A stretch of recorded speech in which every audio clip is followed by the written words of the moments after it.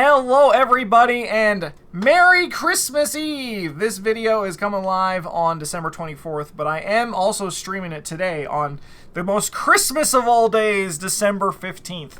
But I am here to wish all of you a Merry Christmas and to also wish myself a Merry Christmas by doing our yearly tradition that is the investigator tier list, where we rank all the investigators and we kind of can then look back at it, how they changed over the previous year. Some changes from our previous tier list. Number one is a pretty small change. We're actually rating them in release order as opposed to alphabetical. Just makes it a little bit simpler, I suppose. The second thing is that we have added an A- tier. The reason for this is just that I think realistically the majority, at least overall, we can agree that most of the investigators in this game are pretty good. And I think there needs to be some differences, some balance between this A tier, because I think there's a big difference between A+ and A, but I think there's also a difference between like A and A-. So we've added an A- tier to this year, and then otherwise we have no new investigators to talk about. It's all the people you already know. And we have S, A+, A-, B, C, D, and not applicable for when you do not know or do not want to, talk about that character. So how do I also then have a few more things? As always, this is just my opinion. What about Susie? Oh, I forgot about Susie. Susie didn't make the cut. Sorry, Susie's not on the list. Susie is not here. As always, these are just my opinions from my own personal playstyle, how I view power level in this game. That's why we also split it up, and we have Bryn coming tomorrow and Travis coming the day after that. So you can see all of our opinions because we're all, different Arkham players, and we all approach this differently. I'm not going to be talking about true solo. I'm not going to be talking about true solo in any of this because I do not play true solo. So there are some investigators that you might say, hey, they're great in true solo, but I don't play true solo. I don't watch people play true solo, so I have no comments on them about true solo. I also will be talking about this majority perspective from 2 and 3 players, but also 4 players where I have some information regarding the regarding seeing them played. Because this year I played a lot of Arkham. This is the year that I've played the most Arkham in my life. And I've also played, at this point now, 97 or 98% of all the cards available in Arkham Horror, the card game. So I'm coming once again with entirely new, fresh perspectives. And on a lot of things, and like new perspectives and stronger perspectives. And I'm very excited to talk about all of this. All right, so let me talk about the rankings first. So S tier to me, a lot of this comes down to looking at the investigator and how they handle, looking at like the mid-range for where I view the investigator, right? So if this investigator, his hand is kind of just like duds, or you get like your one card, how likely are they to solve the problem? So the idea is, I'm going to look at these investigators and how they achieve the goal for winning the game, in my opinion, with the least amount of effort. So an S tier is generally going to be the ones that have to work the least hard for it. And D tier is, while not bad, they're the investigator that you're going to have to put the most work into doing this. This is why you're going to see investigators who have high stats, like a 5 in an active stat, or 5 in a brain when you're a mystic, are going to just like generally score a bit higher compared to other people just because their stats are really good. And you might say stats don't matter, but ultimately, yes, stats do matter in this game.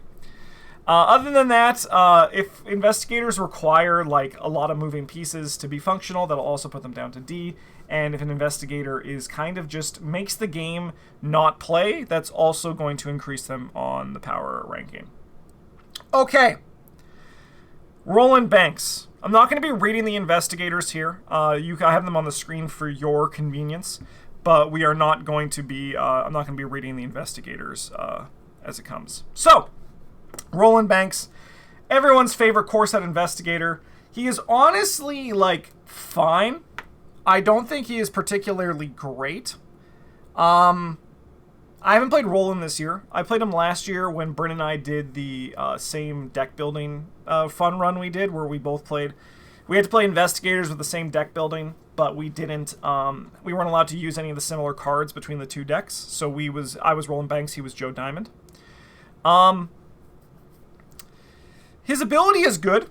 The ability to just, like, you know, grab clues after defeating enemies is really nice. The problem is that Roland Banks is just completely fair. And at this point now, there are investigators that I would say are not completely fair.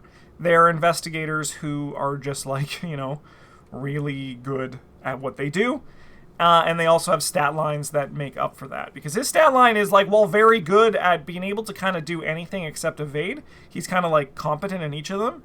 You have to work a lot to actually use those skills to get there. Like, yeah, I'm sure you could play Greta Wagner to get to 4-5 and start doing that.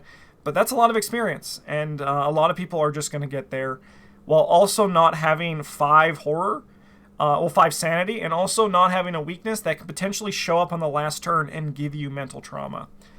I think I'm going to put Roland Banks in the B tier, which is kind of just where a lot of the investigators that I view as perfectly fine are going to live.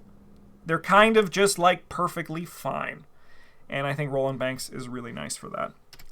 Daisy Walker is our next investigator here. She's the Seeker core set investigator. She has 5 book, so she's not going to be lower than A tier. That's just kind of how the game works. If you have 5 book or 5 fist, it's very hard for me to put you in A-. You'll need to have an ability that kind of just will kind of just, like, negate your investigator, like, stat line, right? Where it's like, if you investigate, take 2 horror, right? Like, that's, like, where, like, the 5 book is. It's a very good stat. So we're gonna just put her in A right now, just as I continue to talk, as we kind of, like, delineate between A and A+ of where she's gonna live. Is she the best Seeker? No, but I do think she's up there. To me, better Seekers are obviously Rex Murphy, Mandy Thompson, Harvey Walters, and Norman Withers. I think are all have... Oh, and Amanda Sharp. Okay, so she's a great Seeker. But there's a lot of Seekers that I just kind of view as just... There's a lot of really good Seekers is also what I'm really learning while looking at all of this today. She has a nice card pool.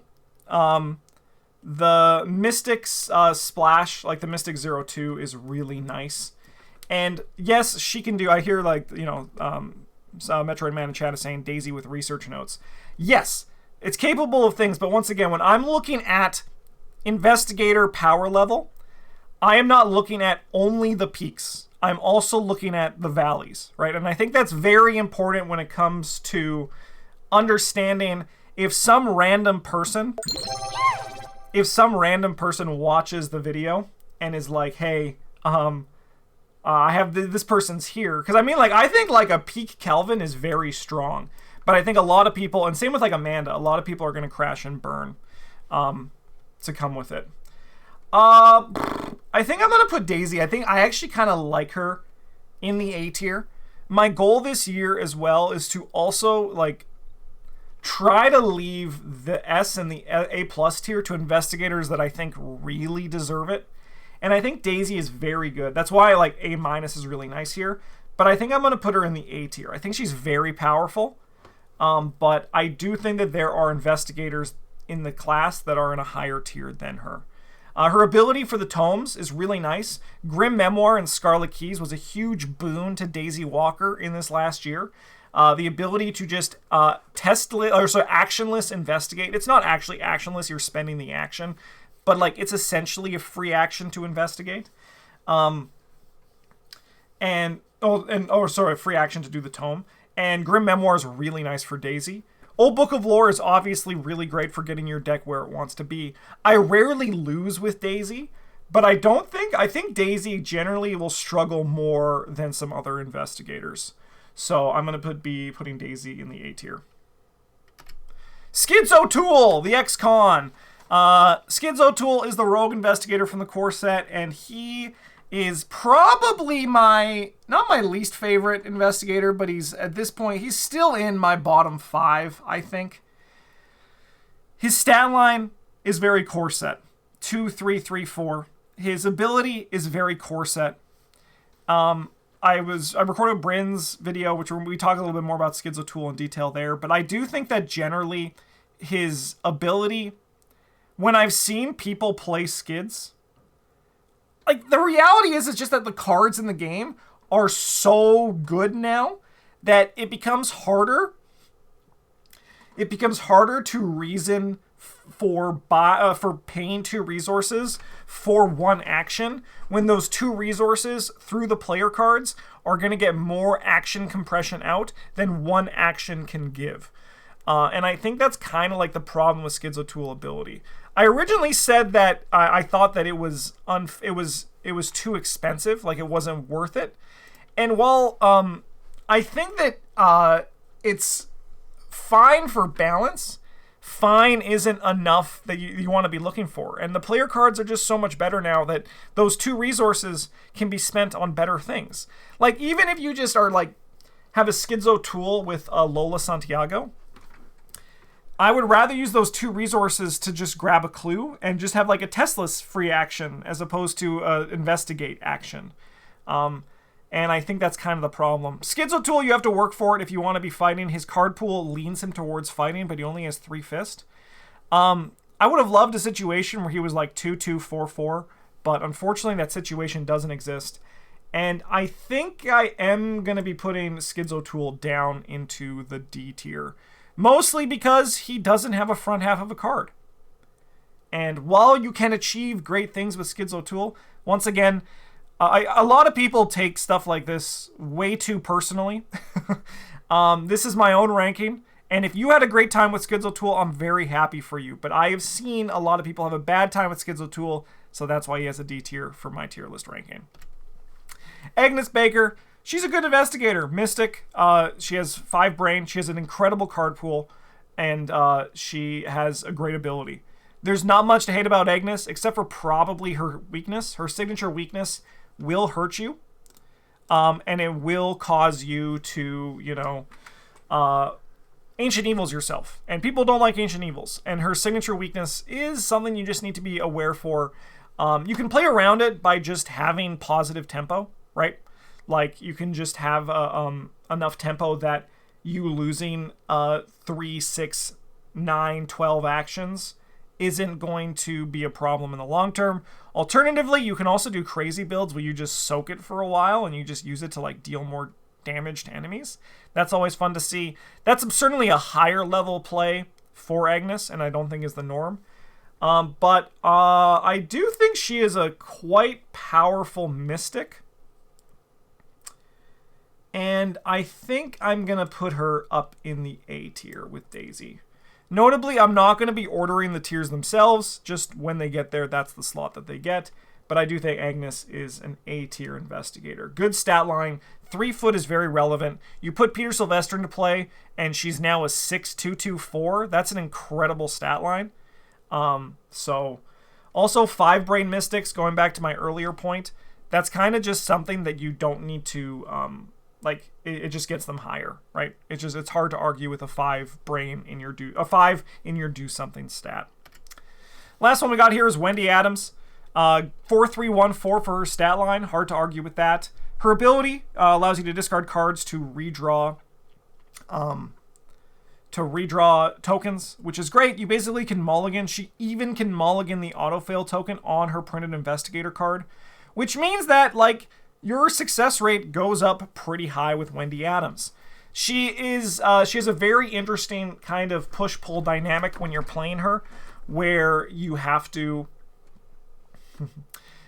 be aware of your Abandon and Alone signature weakness, and showing up at the right or wrong time can really change the pace of the game. I actually find it pretty fun how that can be a thing. Where, you're like, oh, I haven't seen this yet, so we gotta go, because I have 5 cards left in my deck, and one of them is going to eat my entire graveyard. It's a really cool kind of gameplay thing, but I do think that she can kind of cause some things to, cause some new players to have some issues with that, so I'm putting that into mind with my personal ranking. Her card pool is really nice. She's Survivor 05, which is really just Survivor 03, but she also has Rogue 02, so she has access to things like lockpicks and a lot of other cool rogue tricks. I do think that she plays a really good test at 0 archetype. I've seen Quick Learner, or as I know, D-Scarpack, made a deck where we did Guardians of the Abyss, and that was a good time watching them do that Wendy Adams deck. She was very competent. But with all that said, I'm like not super high on Wendy in comparison to like Travis and Bryn. I think Wendy's good, but I do think you have to work harder for it than some other people. So while in the past she was like an A+, but I think now, especially with the A-, I'm going to be putting her up in the A tier. All right. I love it. So those are the core set investigators done. We're killing it. Let's move on to Dunwich Investigators. We got Zoe Samaras, 4/2/4/2. She has a great ability, a great stat line. After become engaged with an enemy, gain a resource. That's just money, baby. She has a really easy. She's a really easy signature weakness. She has a really powerful signature, but you do need to work a little bit harder for getting the job done, I think. Just because you have a 4 in your stats for your do something stats, so you're going to be wanting to either have to commit cards, get something like a Beat Cop or, you know, like another Fist Boost out there to get there, which is kind of really cool.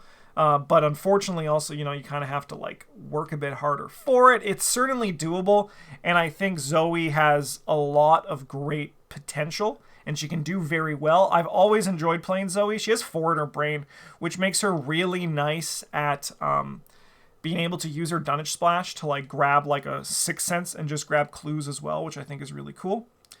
But I think there are better fighters. I think there are fighters that have an easier time fighting. So for me, I'm going to give Zoe an A-. She's very good. She's very good. Like, don't get me wrong. A- is like, this is where you get to investigators that are like good. S, A+, A, and A-. Those are all good to great investigators. B is fine, C is okay, and D is not great. Going with the usual stuff. I think Zoe's cross. I think like there's a big difference between Zoe and Zoe with her cross. And there's also like a big difference between like Zoe with her Fist Boost or Zoe without her Fist Boost right off the get-go. There's a lot of cool fun builds you can do, but I think that she is not like... There's just better fighters. Rex Murphy, 3/4/2/3. So his stat line is not great, but his ability is what we all strive for. How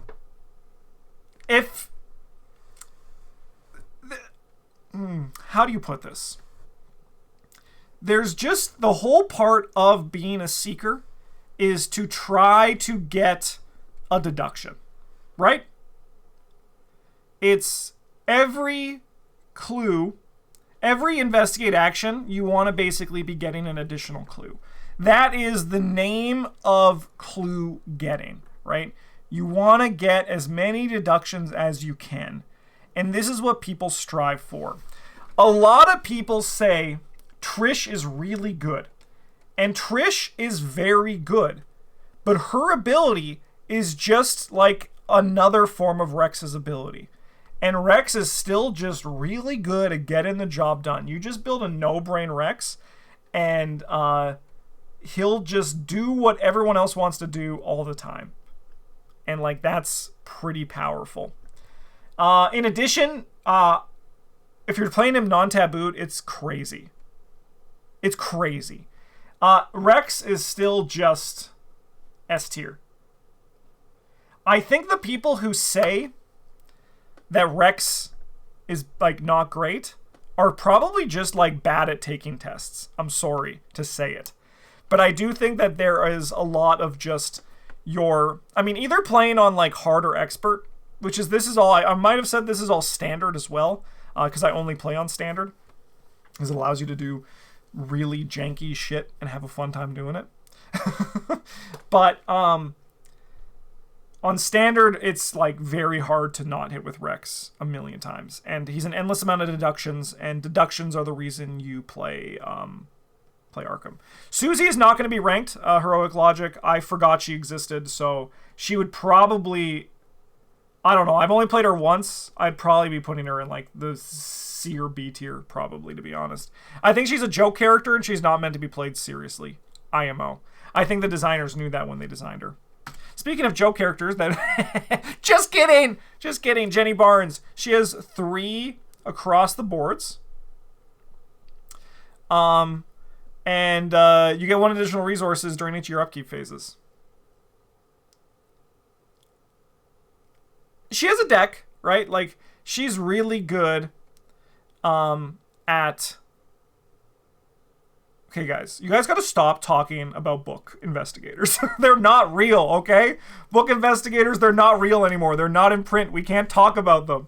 We're all here talking about the normal versions of them. Book investigators aren't real. They can't hurt you. So, this is just regular Jenny. We're not even talking about the book investigators here. 3 in every stats.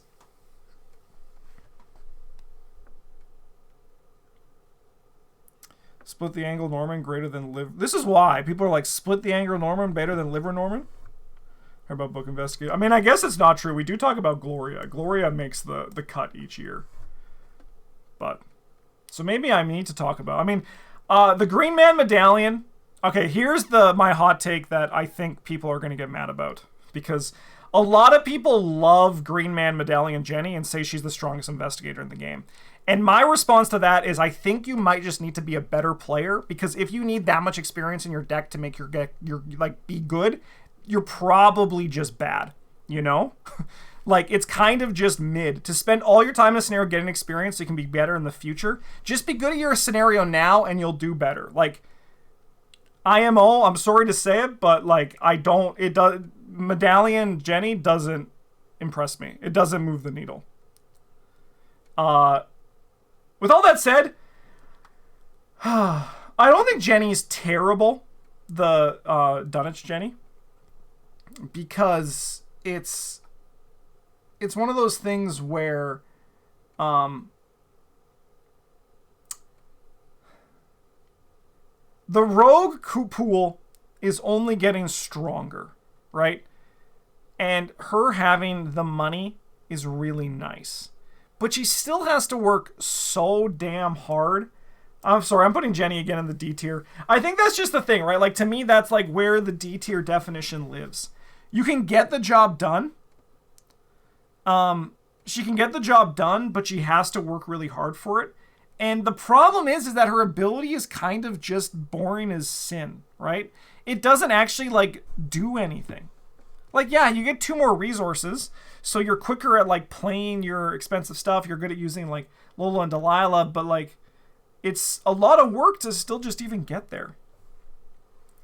I could see the argument for C, right? Like, I could see the argument for C. That's where I was kind of, like, stuck between C and D for her.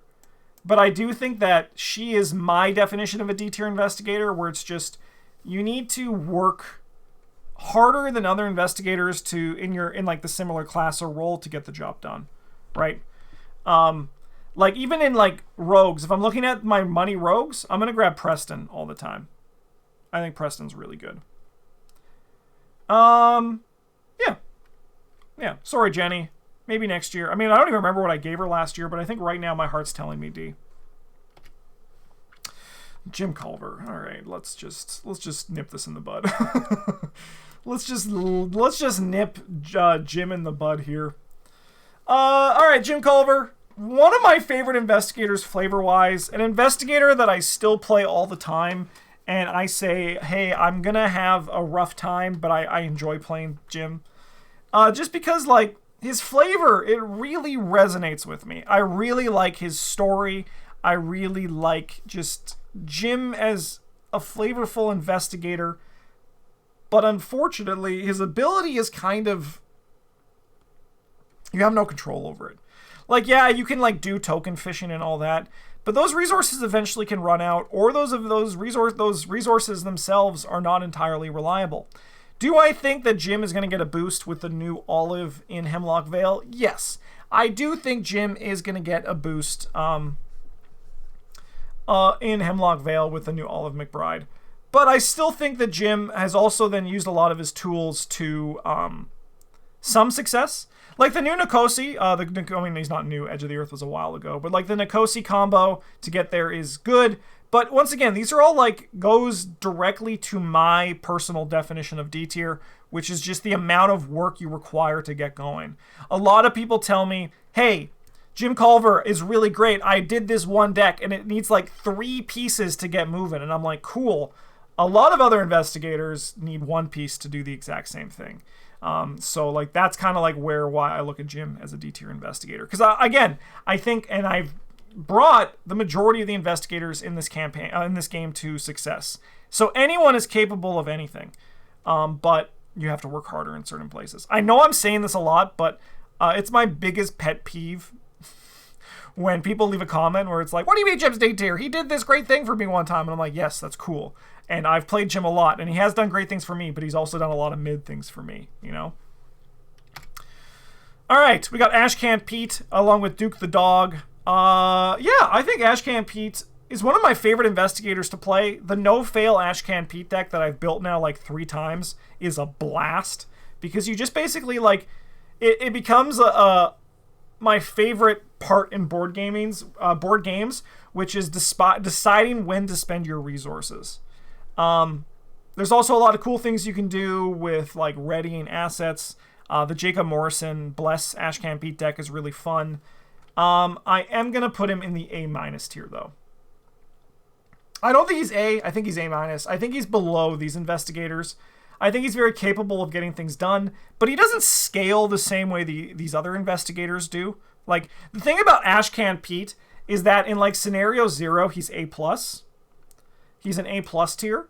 And then later on, he goes down in power because he doesn't scale the same way by the nature of his card pool that these other investigators do. And while his ability is good, it also actually doesn't scale with the game in the same way some other investigators will. Because it's basically just like readying a card or getting a 4 investigate or attack. So he's good, but he's not like up in the higher tiers. All right, on to Path to Carcosa. We got Mark Harrigan, sexy Mark Harrigan, 5 Fist. One of the best fighters in the game. Sexy Mark Harrigan. I'm going to be putting him in the A+ tier, and he's going to be our first A+ in this video. Congratulations, Mark Harrigan. We love the hell out of you. 5 Fist. Hard to say no. 3 Brain, 3 Foot, great stats. These are actually, if need be, also you have a 5, 4, 7, 5 stat line. Excellent card draw in a class. Kind of like how Zoe solves the resource problem that Guardian has. Mark Harrigan solves the card draw. The card draw problem that Guardian has, which is really nice. His stat line is a bit misleading. So you're going to need to pack some soak, healing, all that kind of stuff to just make sure you don't get Sophie pissed, because if Sophie gets pissed, you're going to have a harder time. And it's one of those things where just like his ability to control the game and like deal with enemies is really good.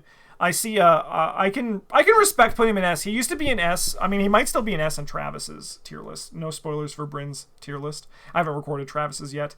But to me, he's not the best fighter in the game, and I want to save the S tier this year for like the best of the best. So I'm going to try to be more selective about my S tier investigators. So that's why he's going to be living in the A+. Carson coming in hot. Carson ain't getting an S tier. Spoiler alert right now, Carson is not getting S tier. I'll tell you that. Carson's good, but he's not S tier. I really like Mark. Mark's really fun. He plays my favorite gun deck. I think actually, it's my second favorite gun deck. Leo is my favorite gun investigator. But Mark plays, the tactics is really good. Every time he gets new tactics, that's really sick. Brent and I talked about this, that we wish his tactics was a little bit higher, just so we had a bit more variety in his deck building. Because I think the big problem with Mark Harrigan is that kind of like he has like the 1 or 2 decks that you play with him, and that's a little bit unfortunate. I know there can be more, but those are like the decks that people look at when they think of Mark Harrigan. Minty Fan 4422. I love Minty Fan. She was one of my favorites for a long time. She's gone down on my favorite ranking, but she's still high up there. So like that's pretty cool. This is also, she's partly the reason why I've added I wanted to add A- to this, because I'd always put her in B tier because she wasn't in those tier lists an A tier investigator. So because she was kind of like in between B and A, and I was like, if only there was a tier between A and B, like maybe some sort of A-. So that's where we're going to be putting Min this year, because this is kind of like where she's lived for me in like all my previous tiers, but it just never existed. Are you saying you're a fan of Miss Fan? I am a fan of Miss Fan. It's very true. It's very true. Min's, she's scrappy because she has that survivor thing, so she feels very survivor. Her ability is really good because it supports the entire table, but she also is Minty Fan. She has 4 book, and you can use your skills to pass tests, but it requires some resources to get going. So she's not as like consistent as some of the higher ones. I dig her though. I like her a lot, and I think the A- is a nice spot for her because she's good. But I don't think she is like great or fantastic. She's just a really good investigator. Safina Rousseau. She's very interesting, isn't she? Safina Rousseau. I love her stat line. 4224 is a very engaging stat line from a design perspective, right? Where it's just like your defensive stats are really good, but you don't get to do like freaking anything. So, of course, they make up for that in a very nice way by making her Rogue and Mystic, which uses both her brain and her foot offensively. She also gets to draw 13 cards in her opening hand, which is really cool. And you choose 5 events, of course, to put underneath her, so you get an 8-card hand in the opening. This leads her to be coupled with double very often, which is fitting, right? Because she plays a lot of events, and she gets to have a really good mulligan. She also, a lot of people build her with tarots. But the problem is that it sounds a little bit stupid, what I'm about to say, okay? Because it actually, like, it doesn't make sense. But it does if you've played Safina, where a 13-card hand without a mulligan somehow feels more restrictive than a 5-card hand with a mulligan. And I know that doesn't make any sense because you're seeing more cards with your 13-card hand, right? You're only seeing 13 versus potentially a maximum of 10. But the ability to mulligan and make choices about like what to keep and try to dig deeper is really good. So if your plan is to find your double-double in your opening 13 cards and you don't hit it, that fucking sucks. So you're kind of just like, what the hell am I doing here? What the hell am I doing? And it's... you just kind of dig. I've seen... I played a Safina. I saw another Safina where they contributed to the game, but their game plan crumbled because we lost the double. And yeah, also that's true. Like her deck size is bigger as well. So you're actually like... you're not really like... it doesn't really balance out as well to get there. Her weakness is also kind of a nightmare. All reshuffling weaknesses kind of suck. They're kind of just like a little bit unbearable. I think she's fun, but I think she's going to live in the B tier with our good friend Roland Banks. And I'm also going to do a slight adjustment. I'm going to move Jenny up to C tier. After thinking about it a bit more and seeing her here, I think Jenny wants to live up in the C tier. So Jenny, congratulations, you're getting a little bit of a boost. Just like watching, as I was just sitting on this longer, that's kind of where I want this to live. Yeah, I like Safina. I think Safina's really fun to play, but she's also, like, you have to do a lot of... she's also very fragile, right? Like, her deck... and she also has only 5 meat, so she's also very fragile physically as well. Akachi Anule. 5233. More charges. More charges. Very simple. She has an interesting deck building. I think her deck building is worse than Agnes, but I do think that her and Agnes are very similar. So I'm just going to be putting her in the same tier as Agnes. That's kind of where they've like always they've always kind of lived together in all my tier lists. And spoiler alert, it hasn't changed this year. They're kind of just, I kind of view them as the same. While I think Agnes's card pool is better and her ability is better, Akachi is just very consistent, right? Like, she is just very consistent. I think Akachi also has personally more fun builds that I think are more viable, more like janky builds than Akachi's than Agnes's janky builds. While certainly they can do their janky builds, I think that Akachi is better at that. But I think generally Agnes is a little bit stronger than Akachi, but they're very similar to me. They're practically like the same person in terms of like how they play when I feel like I'm playing them. They just have their own pros and cons. Will York. You know what? I'm feeling a little bit good today. I'm feeling a little bit good on Will York. I think I'm gonna put him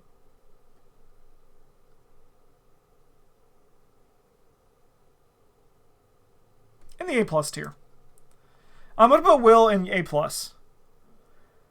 I think he is a fantastic fighter. He's a fantastic goon. He has probably one of the best abilities in the game. He has easily the top 3 Elder Sign abilities. To me, like, it's a roll of the dice for Silas Marsh, Will York, and Parallel Skids. Those are like the Elder Signs that make me go, yes, when I see them. They're just like that damn powerful. His stat line is certainly misleading. You do have to work for it a little bit harder, but like, it's also not that hard to work there for it. He gets to start with 15 cards in his opening hand because of short supply, which is kind of wild. How do you feel about Solo Will in the Circle Undone? I don't know enough about Solo. I'm sure he'd be fine because he can get clues through a variety of tricks, but I don't know enough about Solo. Just get old Keyring.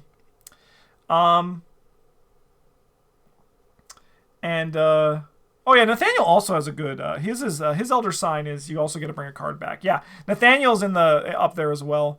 For that, forgot about Nathaniel. Anytime you get to bring a card back from your discard pile is like apex for Elder Sign abilities. Yeah, I just think Will York's very good. I am going to put him in A+.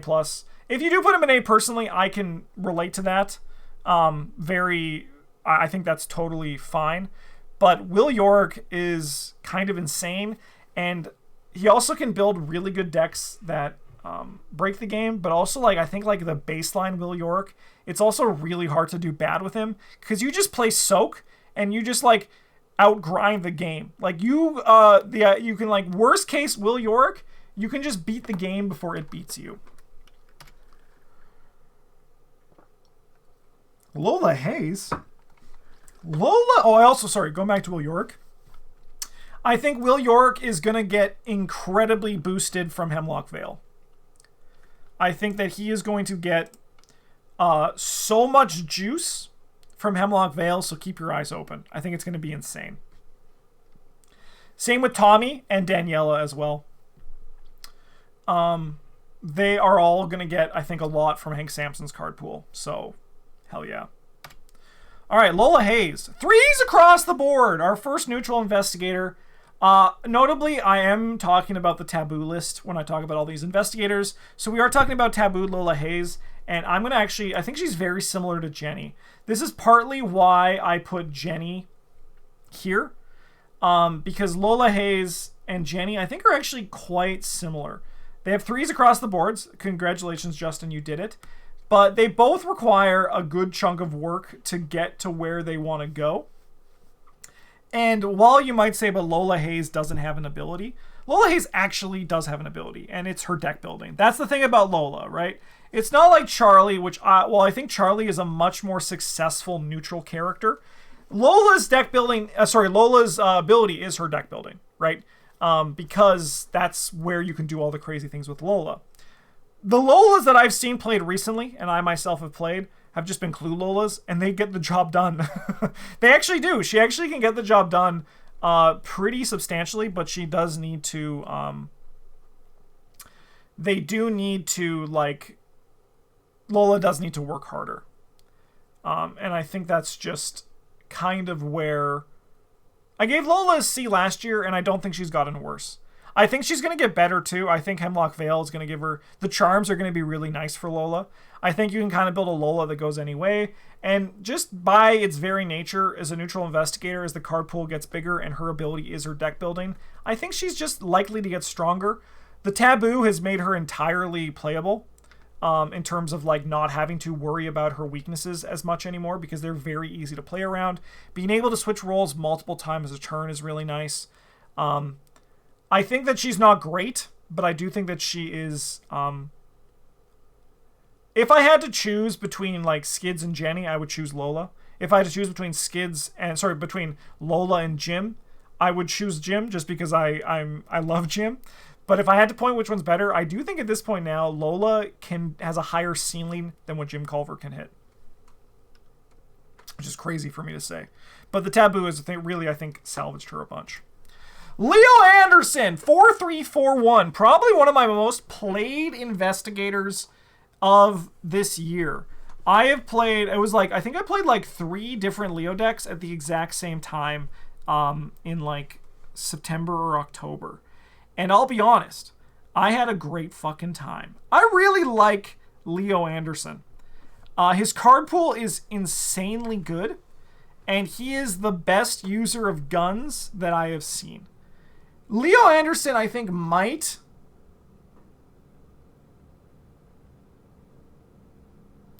He might get the min bump. I think he's going to go to 8, because I think him and Min... They were both always in the B tier, but I do think that they are kind of just A- investigators on both parts.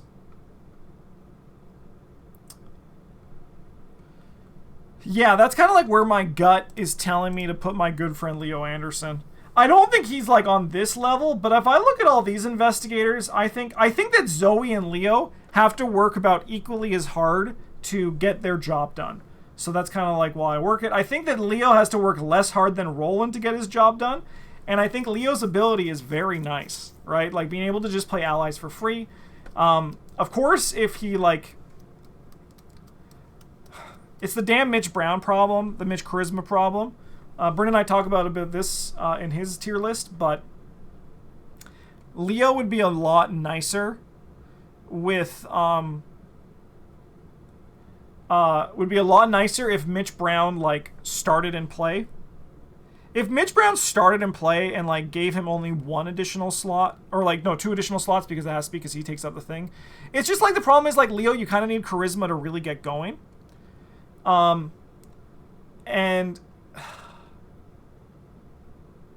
it's kind of just tough. I think that's, like, what's stopping Leo from being, from getting, like, to that really nice point. Because you kind of like want to be able to play 2 allies on turn 2, right? That's kind of like where you want to be with Leo. You want to be doing the whole thing where you're playing 2 allies and rocking it. I don't know. I think that's like because like where the issue with him comes, right? Is that like you kind of just know you're going to be buying charisma, which means your deck is kind of just like 3 XP in the hole, right? His signature is in the thick of it just so you can start campaigning with charisma. I know, but what I'm saying is, chat, is that I think that's a problem. I think that's a problem. Because we say this often. If you're not using your investigator's ability, why are you playing that investigator? And the idea is, yes, the card pool. The card pool certainly helps. But, like, it's... You want to be able to take advantage of ability. You probably want to play, like, for me, you want to play, like, 3 allies, and then I'm like, okay, I use Leo's ability. His ability, I think, is just like very like the front side and the back side are equally important for investigators, and That's to me like the problem with Leo. That's pushing him higher. Because like right now I'm talking about all the bad things about Leo, but I think he's really like his 3 book is really relevant. His 4 brain is incredibly relevant. His 1 foot doesn't matter when you have a lot of soak. But I think it's just one of those things that's what's keeping him from being stronger is not having 5 fist, obviously, but also just like the weird thing where if you're not playing allies, you're not using half of his cards, so you're leaving some power on the table. All right. Ursula Downs. Okay, Ursula Downs very interesting. 3-4-1-4 for stats. After you move, take an investigate action. This is actually probably the part that Travis, Bryn, and I have the biggest different opinions on Ursula's power level. And I think a big reason for this is that Ursula doesn't... They rarely play, if ever, play Ursula in 2-player. And Ursula is dynamite in 2-player. She's very good in 2-player. She's basically like doing an impression of tabooed Rex Murphy, right? And this is also why I imagine, also, yeah, because in solo, it's one of those things where just like in solo, it's she's also really good. And this is why I think a lot of people always get so defensive about when they see how especially Travis ranks Ursula, because he usually gives Ursula a D tier. But I mean, it does make sense. Travis doesn't want to have to spend actions moving because he doesn't view it as positive. And I mean, yeah, in 3 and 4 player, Ursula drops down. I think she drops down for a lot of stuff. But in 2 player and solo, but I'm not talking about solo once again, but in 2 player, Ursula's ability to get clues is really good. And that's due to the fact that like locations usually have 2 clues on them. So you like grab a clue, leave, grab a clue, and you get 3 actions, 3 clues and 3 actions, which is what Rex Murphy is kind of doing with the same amount of things. Kind of, but not really. Rex Murphy is still a little bit more efficient. Damn Next, 29 months at the Golden Table. Thank you for your support. So like I understand why they give Ursula well, Travis gives it a D. D, I think, is a little bit low. Her card pool isn't great. Her card pool... Who's spending actions for moving in Seeker? I'm going to tell you, a lot of players are. Okay? That's the thing. A lot of players are spending actions to move. You know? I'm just going to be honest with you, okay? Not everyone is a fucking power gamer like us who is going to try to build the most optimal thing. The majority of people are going to be playing Ursula, and they're still just going to be taking basic move actions, right? It's going to be the thing that happens. And I, once again, bring in every perspective while I'm talking about these characters. Even from the power gamer to the person who's just starting, if they're looking at Ursula, how hard are they going to have to work? You know? Eon Char... I get it, chat. Shut the fuck up for a second about free movement actions. There are new players who are going to grab Discovid Zamna and put it on Ursula. There are new players who are going to put freaking Dr. William T. Mailson in their decks on their secret thing because they want to feel protected during the encounter deck. And I think a proper tier list needs to respect all perspectives. Okay, I'm just telling you that. That's why I'm talking about this. I'm talking about if you are moving... This is the action that you're going to be spending for it, okay? That's what I'm talking about. So just chill on the free movement stuff. Gosh. Okay. I think Ursula is... I think that Ursula is going to be A-. I think that's like kind of where she sits. Because I think like in... 2-player, she's like up in A+A. In 3-player, she's in like B, C. Same with 4-player. So I'm going to be putting her in A-. I think is just like the general overall spot. I think Ursula is... I think Minty Fan has a higher ceiling just due to the card pool. But I think as a whole, if you're just looking at an investigator across the board, I think that Ursula in 2-player is going to have more success than Minty Fan. In 2-player. Chat, should I give Ursula Eon chart? Yes, you should give Ursula Eon chart. Free movement is clutch. You should always take it if you can.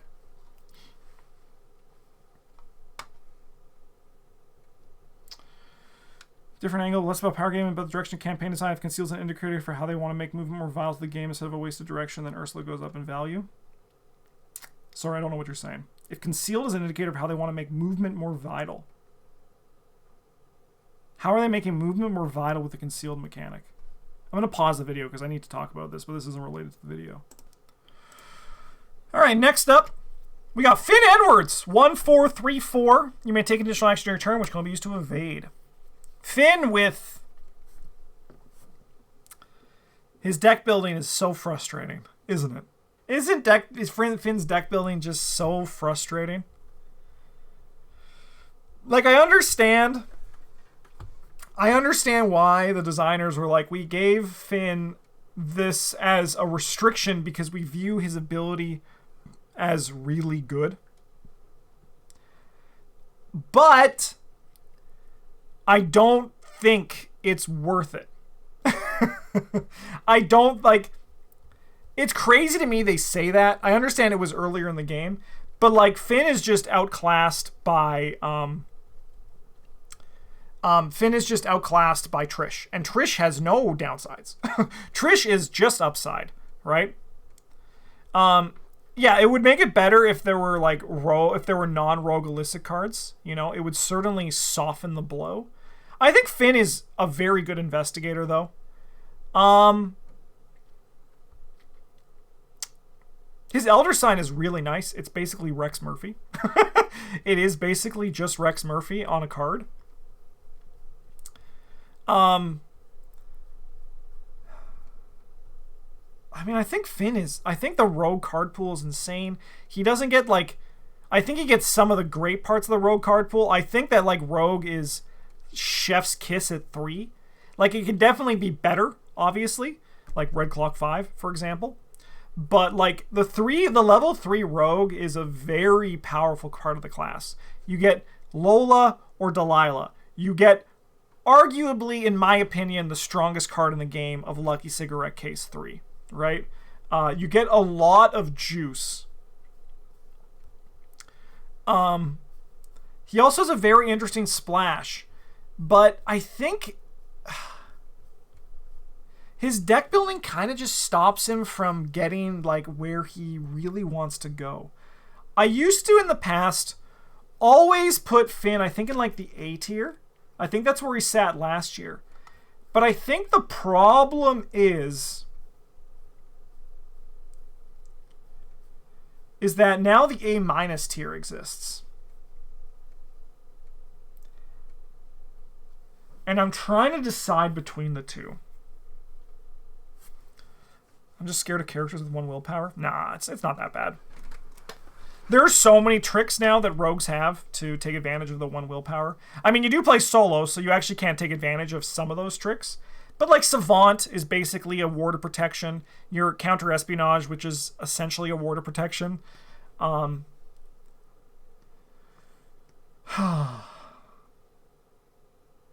just looking at the similar tiers. There's going to be a lot of A- investigators, is what I'm learning. That is kind of like what I'm learning today. I think I'm going to put him in A-. I think he's very good, but I don't think he is up in the A tier. But I mean, you get Delilah in play, so you get Lola Santiago in play. Where's the B+ tier? B+ doesn't exist. Because I'll be honest, I think the majority of the investigators in this game are A tier. It's just a matter of where they sit in the A tier. I kind of want to put him in A, though, because you get Lola Santiago in play, and you're just golden. Get lockpicks. You're going to start killing it. The new Thieves kit is really good for him. I like him more than Ursula. I think he's better than Leo. I think he's about on par with Ashcan Pete and Zoe. I think I am going to leave him in A-. I think that's where I'm going to put him this year. And we'll see how Finn does next year. It's a crime that he can't play Clean Sneak. The card isn't even that good. and he can't play it. Like, maybe we're missing something on Clean Sneak, but that card is, as far as I'm concerned, an Arkham crime. And I don't think they've committed a lot of Arkham crimes in their Arkham life, but that, to me, is an Arkham crime. Father Mateo. I think Father Mateo's biggest crime is that he's boring. And that he's, unfortunately, kind of just like having more and more of his identity kind of stripped away. Right? I think that, like, I think even the designers kind of sometimes, like, forget that Father Mateo's a thing. His Elder Sign effect is good because it's him. Father Mateo is his Elder Sign. I think I'm going to be putting him in the C tier. I think that's where Father Mateo is going to live. Do I think he's going to get a boon from Hemlock Vale? Yes. I think Olive is going to give, the new Olive is going to give Father Mateo a bit more of an identity.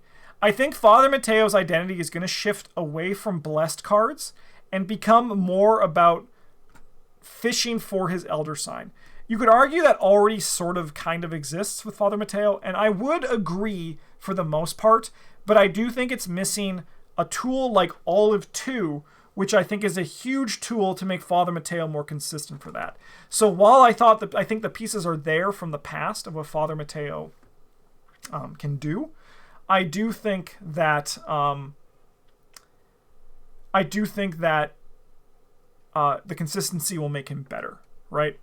And I think that's very exciting because it's kind of unfortunate that Father Mateo is lacking an identity right now because his identity keeps getting gobbled up by other people. Kohaku, who looks really cool, by the way, and Parallel Wendy, who is kind of an abomination.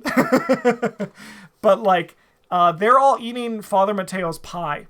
And also, in a way, like, even, like, Zoe is kind of eating, like, she's eating a little bit of Sister Mary's pie, but she's also kind of feeling like she's eating Father Mateo's pie.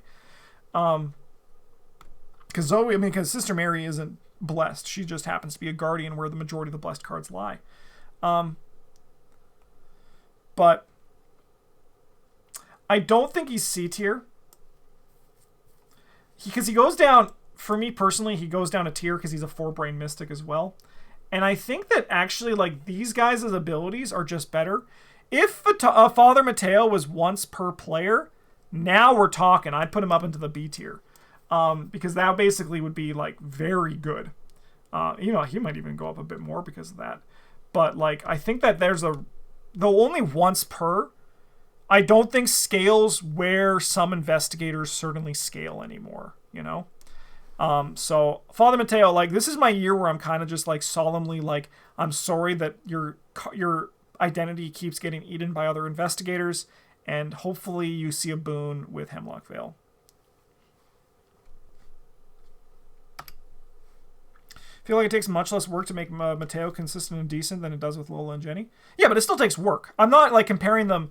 I'm not comparing within the tier, but I do think that like, for example, a Lola Hayes and a Jenny Barnes ceiling is higher than a Father Mateo ceiling, while Father Mateo is easier to get, like, his floor is lower.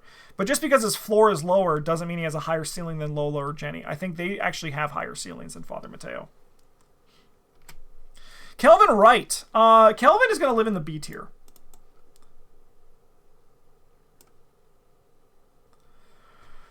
We're going to put Kelvin in the B tier is kind of what I'm thinking. I think Kelvin got a huge boon from Scarlet Keys. Do I think he's going to get a boon from the Hank Sampson cards in Hemlock Vale? I think so. I think the Hank Sampson cards are going to work good for Kelvin. I think the Goat is kind of cool for Kelvin. The Devil, Black Phillip. There was also that one card that was spoiled.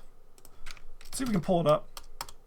Let's look at it here. I never do this in the videos, but these cards haven't come out, so I'm actually not too knowledgeable on them. All right, we have the Survivor cards. It's this one, right? Just cosplay, move a defy damage from investigators to asset control. From your investigator, asset control by investigator location. For each asset defeated by this effect, draw a card. Interesting. Maybe I was misremembering that.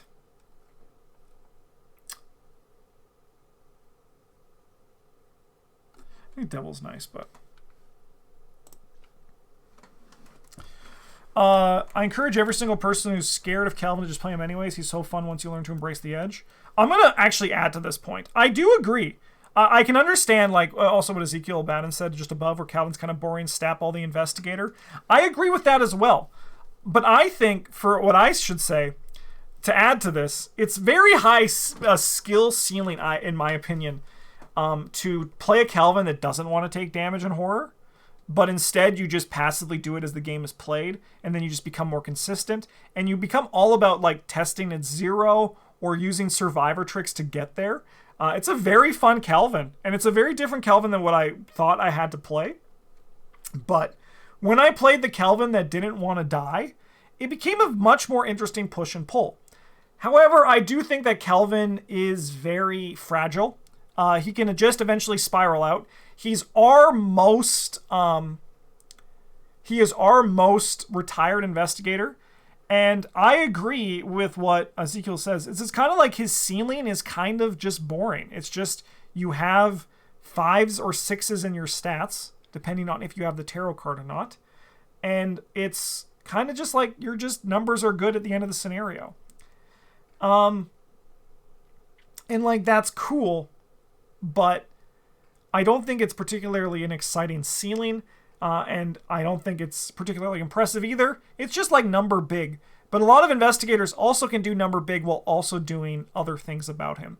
But I do think Calvin is very fun, and you should try him without trying to die and test at 0, and you might have a fun time doing it. Because I do. If you're scared of him, just try him. What's the worst that happens? You retire him? Just run with it, right? All right, on to the Circle Undone. We have Carolyn Fern. 3422. She gets to gain resources like crazy, and she gets to give resources like crazy, assuming she's doing a lot of healing. Great deck building. You can't talk about Carolyn without like bringing up her deck building. That's just kind of like an actual international like law. You have to talk about her deck building. Like Vincent, she has a very deep card pool. And like half of her ability is kind of like her deck building. I would say actually like probably like 60% of her is her deck building. There are combos that you can do, yes, that are very good at making Carolyn just like absolutely busted. But there also is like, that's kind of, this is like when people like ask why is this person not here because this one card combo is busted. I would argue that like a lot of investigators have card combos that are kind of just busted. And if I only talked about like the busted things, we would have a lot of investigators living up in the S tier. So once again, we're talking about a very flat sort of like general thing for this investigator. I think I'm going to put Carolyn in the A tier. I've always been very impressed by Carolyn. I've always been very impressed whenever I've played or seen someone play a Carolyn. I have never been like, you're not carrying your weight, you know? It's very much been like, you're doing a lot more than I expected, and here's a fucking stick of dynamite to just solve a huge problem, right?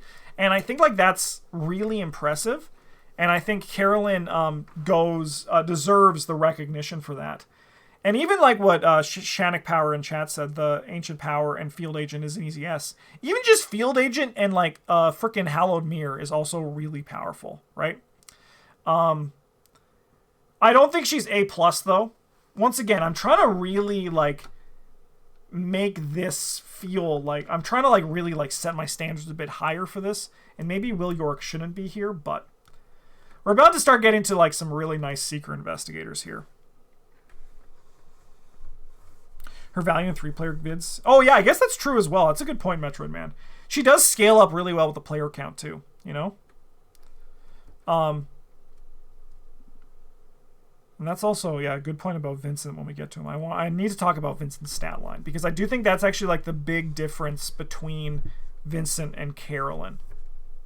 So we'll talk about that when we get there. But yeah, no, Carolyn's just always like really impressive, and she doesn't need a lot to get going either. She has 4 book, but it doesn't feel like it a lot of time. It's crazy because she has so many tools in her kit to make that just like happen. All right. Joe Diamond. I love Joe, but I'm going to be putting him in the B tier. I love Joe Diamond. He's one of my favorite investigators to play. The Hunch deck's really good. The Hunch deck is like a fine wine. It's just getting better with age. The problem with Joe, I think he was in the A tier for me last year, but I'm dropping him to B tier this year. Mostly because, like, he fits my definition of an investigator that's good, but you need a lot of pieces to make sure, like, he's actually pulling his weight, you know? And I think that's kind of the problem. He flexes really well, and one of my best runs I've had in a blind run was with a Joe Diamond Ashcan Pete team, because they both just did what was needed in the moment, and I didn't care about getting someone in the right place at the right time. But that's not the norm for Joe. Joe is also incredibly fragile. You can just die to, if you are unlucky and you draw 2 Rotting Remains, you're like, well, I guess I'll die. You know, there's that kind of thing for it. But what put him down to B tier for me is I don't think he's gotten weaker, but I think instead I have to uphold my definitions of my own personal tier list a bit better. And that's why I'm putting him down to B, because he does need pieces to make sure he is contributing on the same level that other investigators can get to. I love you, Joe. Kisses. Preston Fairmont. This dude's got 1s across the board.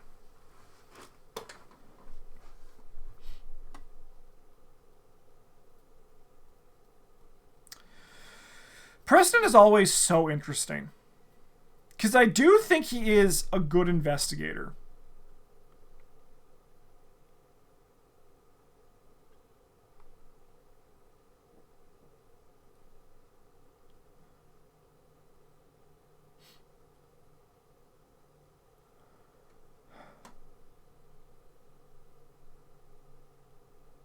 My big problem with Preston is not related to his skill level. My big problem with Preston is that he has swallowed the rogue survivor character, and he is greedy like a true millionaire and not giving it back.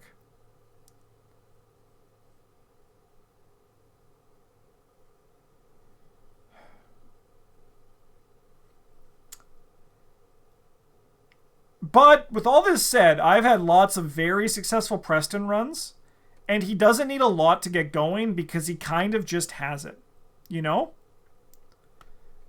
He kind of just like has his dad's pocketbook at all times.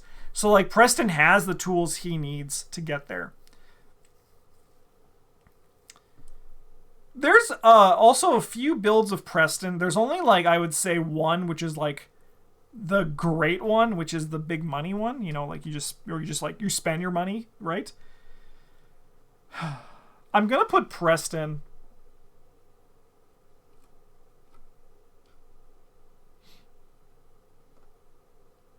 Even Jenny does big money. Well, Jenny does big money hoarding better. Preston does big money spend better, IMO. Actually, I'll disagree. I think Preston does big money better on both counts. He just makes more money. He makes 5 resources a turn. That's a lot of money.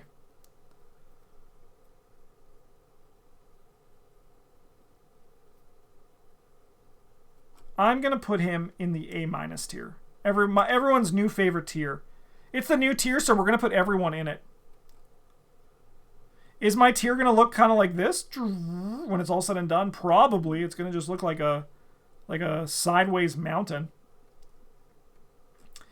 But I mean, I suppose that's like kind of like where... It's so interesting. Higher tier than Calvin? Yes. Higher tier than Calvin. 100%. Preston is a lot better than Calvin, I think. I think that very confidently.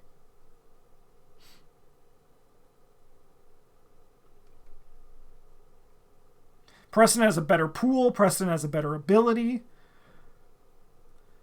Because Calvin cares about his stats at times. Preston never does.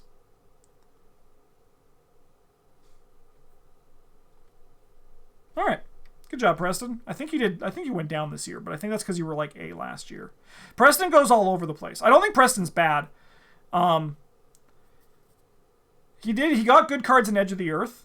He likes some of the stuff that came out there. He's very weird, though. Preston is better than Min and Ashcan. You know how tiers work, right? Like, these guys, they're all in the same tier, but it doesn't mean they're all equally the same level within their tier, you know? They're just like all in this general power level.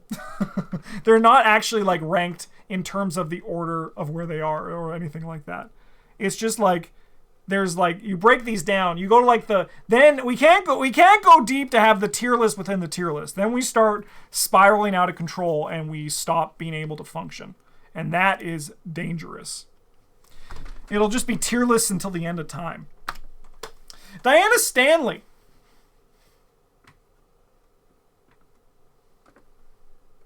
Oh, I know how tiers work. I'm just experiencing tiers for Preston not being A. I mean, Preston is a high A-. He is close to A, but he's not there.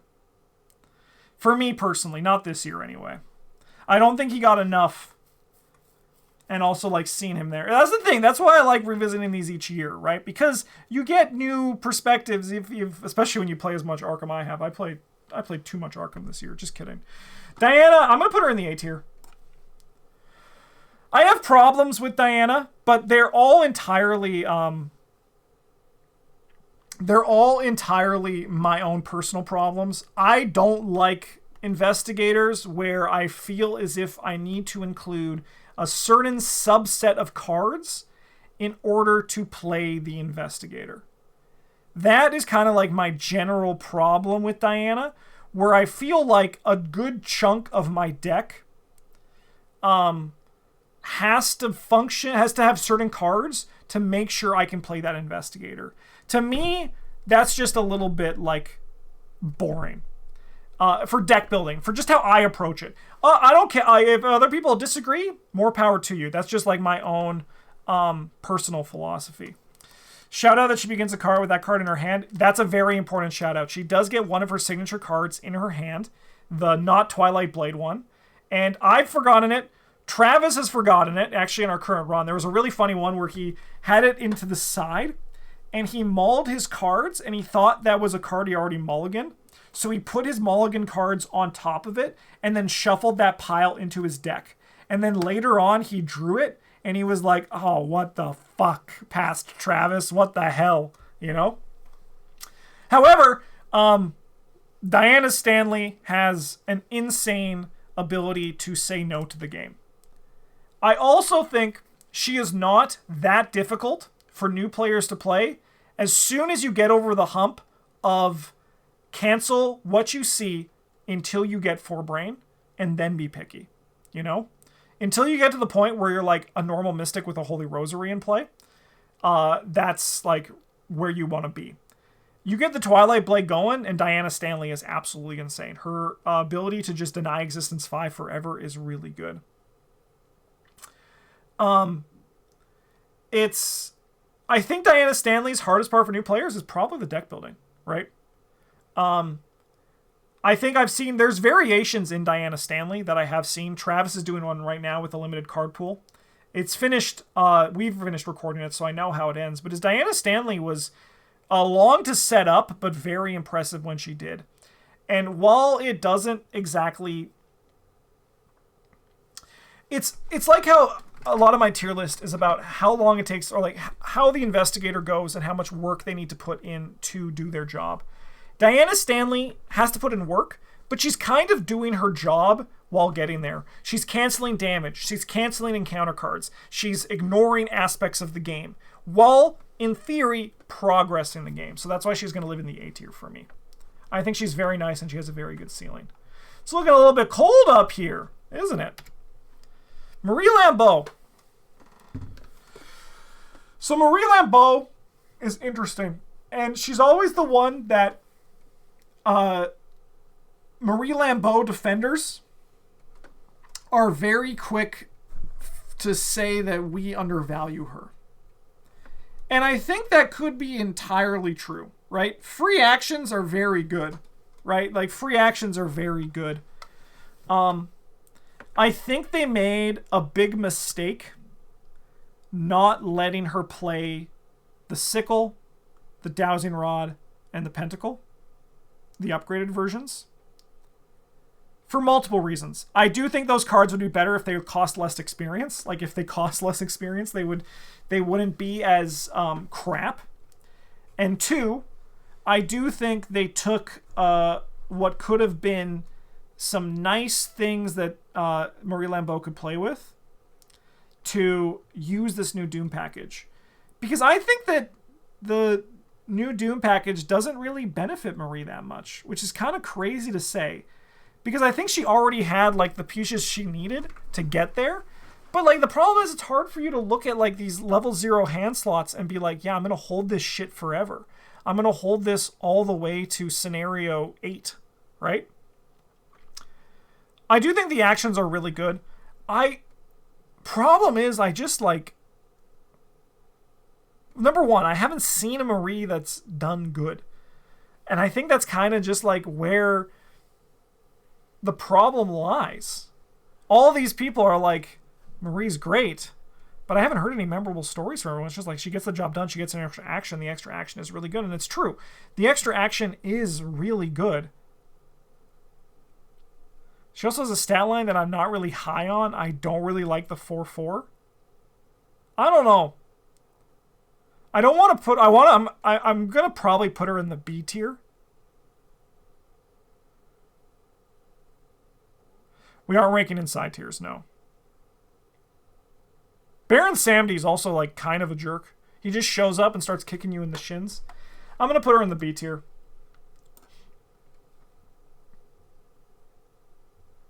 That's where I'm going to put Marie.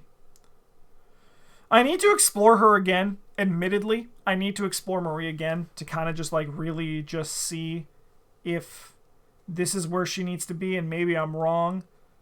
But right now, this is where I want Marie to live. I think she's fun and she's cool, but I do think that... I think she's just good. Rita Young. Okay. The athlete that can evade anything. So I just finished recording for Patreon. I did an evade-only challenge where I could not fight enemies, and I chose Rita and Keimani for it. And the Rita deck was so bad. It was awful.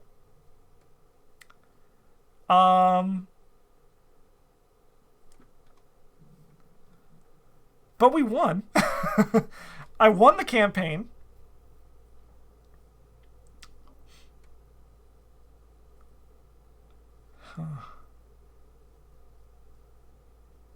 I go a lot of ways with Rita.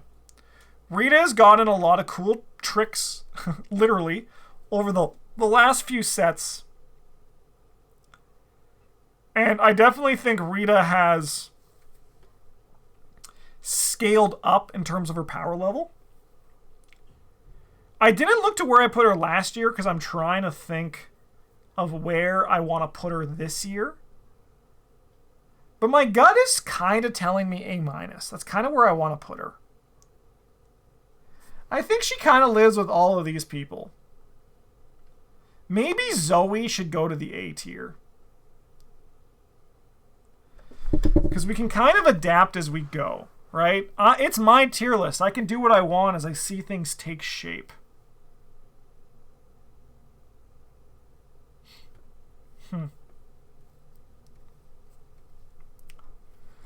I am going to put Rita in A-. Is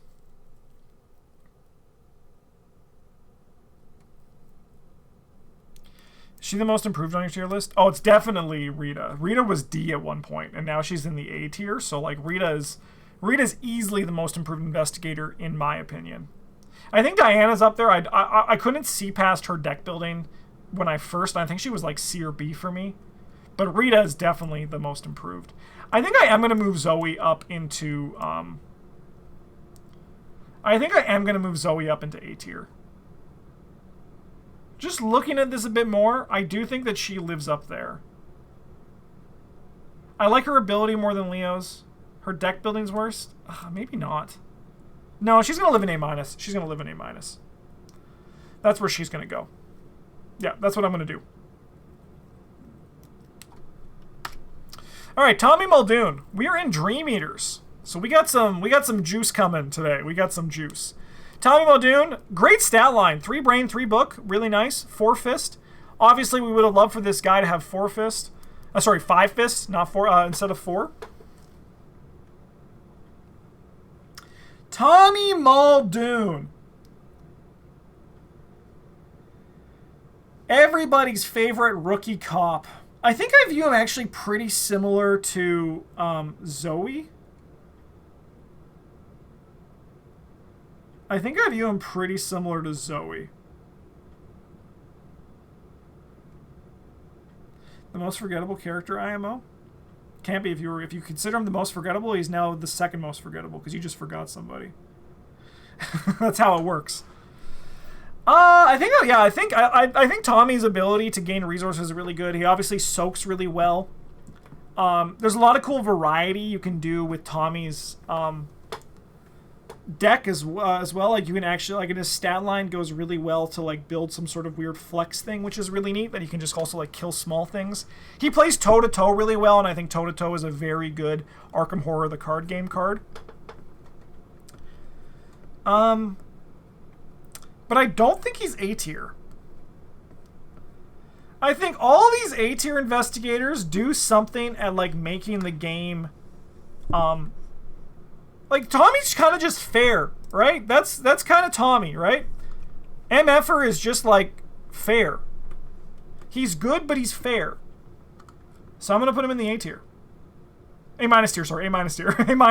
A tier was last year, now he's A-. I'm always curious to check. So if you're watching this, in the future, I will be doing a video where I compare all of our ratings from this year to last year. It's one of my favorite videos to do to see how things have changed, so that's definitely going to be a thing that happens. So look forward to that. All right, next up we got Mandy Thompson. And this one's always the toughest one for me.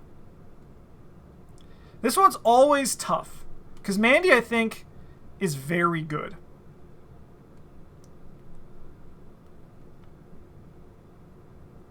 I'm basically like, I'm trying to think like, do I take Mandy out of S tier this year? Because Mandy just makes search effects better. And search effects are already really good because you want to be searching. The problem is, though, I think that Mandy hasn't gotten enough tools in a while that she's kind of just not keeping up with the card pool in the same way. Which might be a bit strange to say, and I can definitely see people who say that's not something that you should rank investigators on. But Mandy's even better this year with the new Rook Taboo. That Rook Taboo is old. That Rook Taboo was not this year.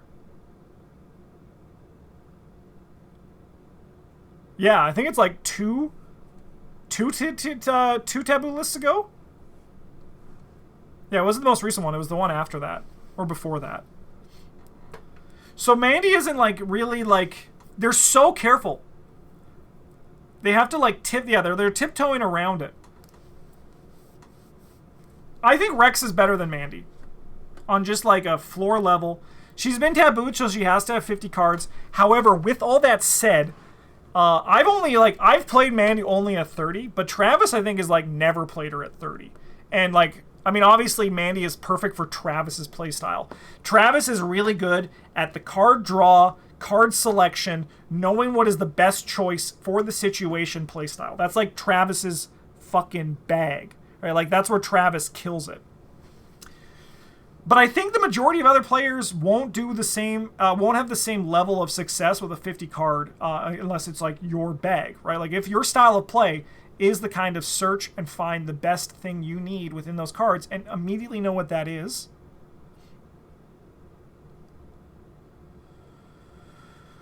Can't wait for the annual getting mad at Travis for ranking Ursula low. It's also honestly my favorite too. I love watching the audience just be like, what the frick, Travis? You gave Ursula a D? I think I am going to put her in A+ this year. And we will review her again next year and see if she is maybe up in S tier. But I think also, as well, I think Seeker has been getting like pretty reasonable cards in the last little bit. At least in like Scarlet Keys. There's nothing that I can immediately think of where I'm like, that card is busted.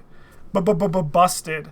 Unless it's like a combo piece where you need like 5 other cards in your deck. It's like an archetypal, or however you say it, combo piece. I think I am going to put her in A+. I think that I feel actually happy about it. I do think that this is kind of where Mandy should live this year. So, nice job, Mandy. We're very proud of you. I mean, she's still fantastic. Her ability is still just taking a good thing and making it better. But I don't think she's gotten any new tools to keep up with the way the card pool is growing. This man, on the other hand, just continues to be God. This man continues to just be the most insane motherfucker I have seen in my entire life. Tony Morgan. This man cannot be stopped. I think it was it last Friday? I did a stream where I was playing a Pallid Mask standalone. And in one turn, I killed the Spectre of Death and Ishimaru Hiroko. I dealt like 16 damage in one turn. And that was with a jank deck. That deck wasn't even like designed to like be optimal. That was me filling out cards that I needed to fill in my play all card challenge. Like, yeah, I know how to build an Arkham deck. I would like to say my skill of that is pretty alright. But that Tony deck was insane. And it was like a great reminder to me, his efficiency as a fighter and why he is the S tier fighter, right? That's how I'm kind of looking at it. Like, Rex is the S tier investigator, Tony is the S tier fighter. That's kind of just like how I'm looking at these guys right now. And that's the kind of guy I am this year. So congratulations, Tony. You have not gotten worse. I think it's actually like impossible for Tony to get worse. I also played that other janky Tony deck where I played with the Precious Mementos and I was God Tony and I never died, but I took like 1,000,000 damage. And I just like Tony's insane. His stat line is incredible. His ability is incredible. It gives you resources. His ability also gives you... It's kind of just like Zoe's ability. It's insane what this man is capable of. I'm a bit more like laid back with how I view Arkham after playing it for so long. And I'm kind of glad Tony exists because I like having that one guy where I'm like, I want to just like I want to go like fucking beast mode, and I can do that with Tony Morgan. It's very fun for that. Imagine having to pay 2 for an extra action to fight things when Tony. Yeah, and he also has 2 more fists than you. It's wild. I love it. Tony's also probably going to get a big boost when Michael McGlenn comes out. So get ready for that. When the Michael McGlenn expansion comes, Tony Morgan is going to get some new toys, and he's going to have a field day with them. Luke Robinson, I'm also going to put this MFer into S tier, I think. I think I want to put him into S tier. I think this year I want to put Luke in S. He might go to A+. But my first gut is S tier for Luke this year.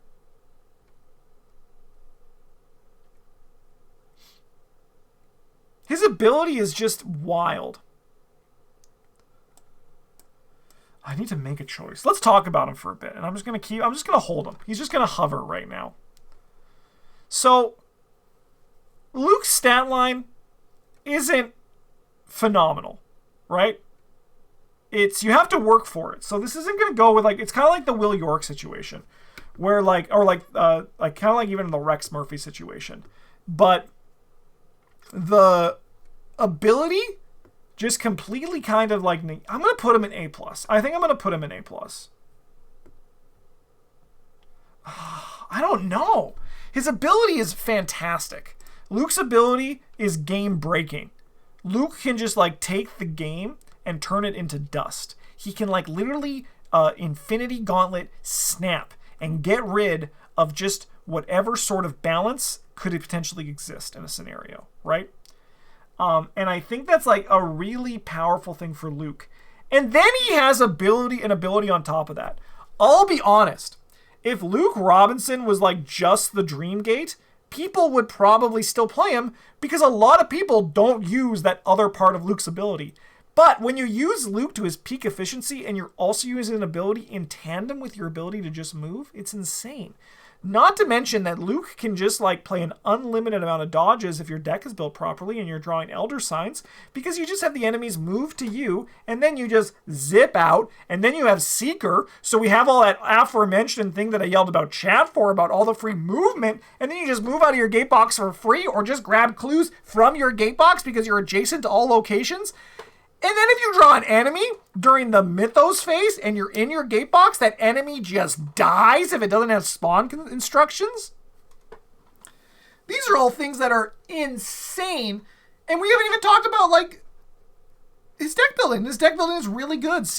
A Mystic Seeker is really nice. He has a really good deck building. Eric is playing Luke Robinson in the Forgotten Age, which I think the first episode just went live very recently. If the time you're watching this on YouTube, not on Twitch, it's not live on Twitch yet. If you're watching me live. And even as a new player, Eric is able to use Luke Robinson to great effect, and it's pretty cool to see. I think I'm gonna follow my gut, and I'm gonna put Luke up in the S tier. I think that's what I'm gonna do. Oh, but it still feels like A+ is also right.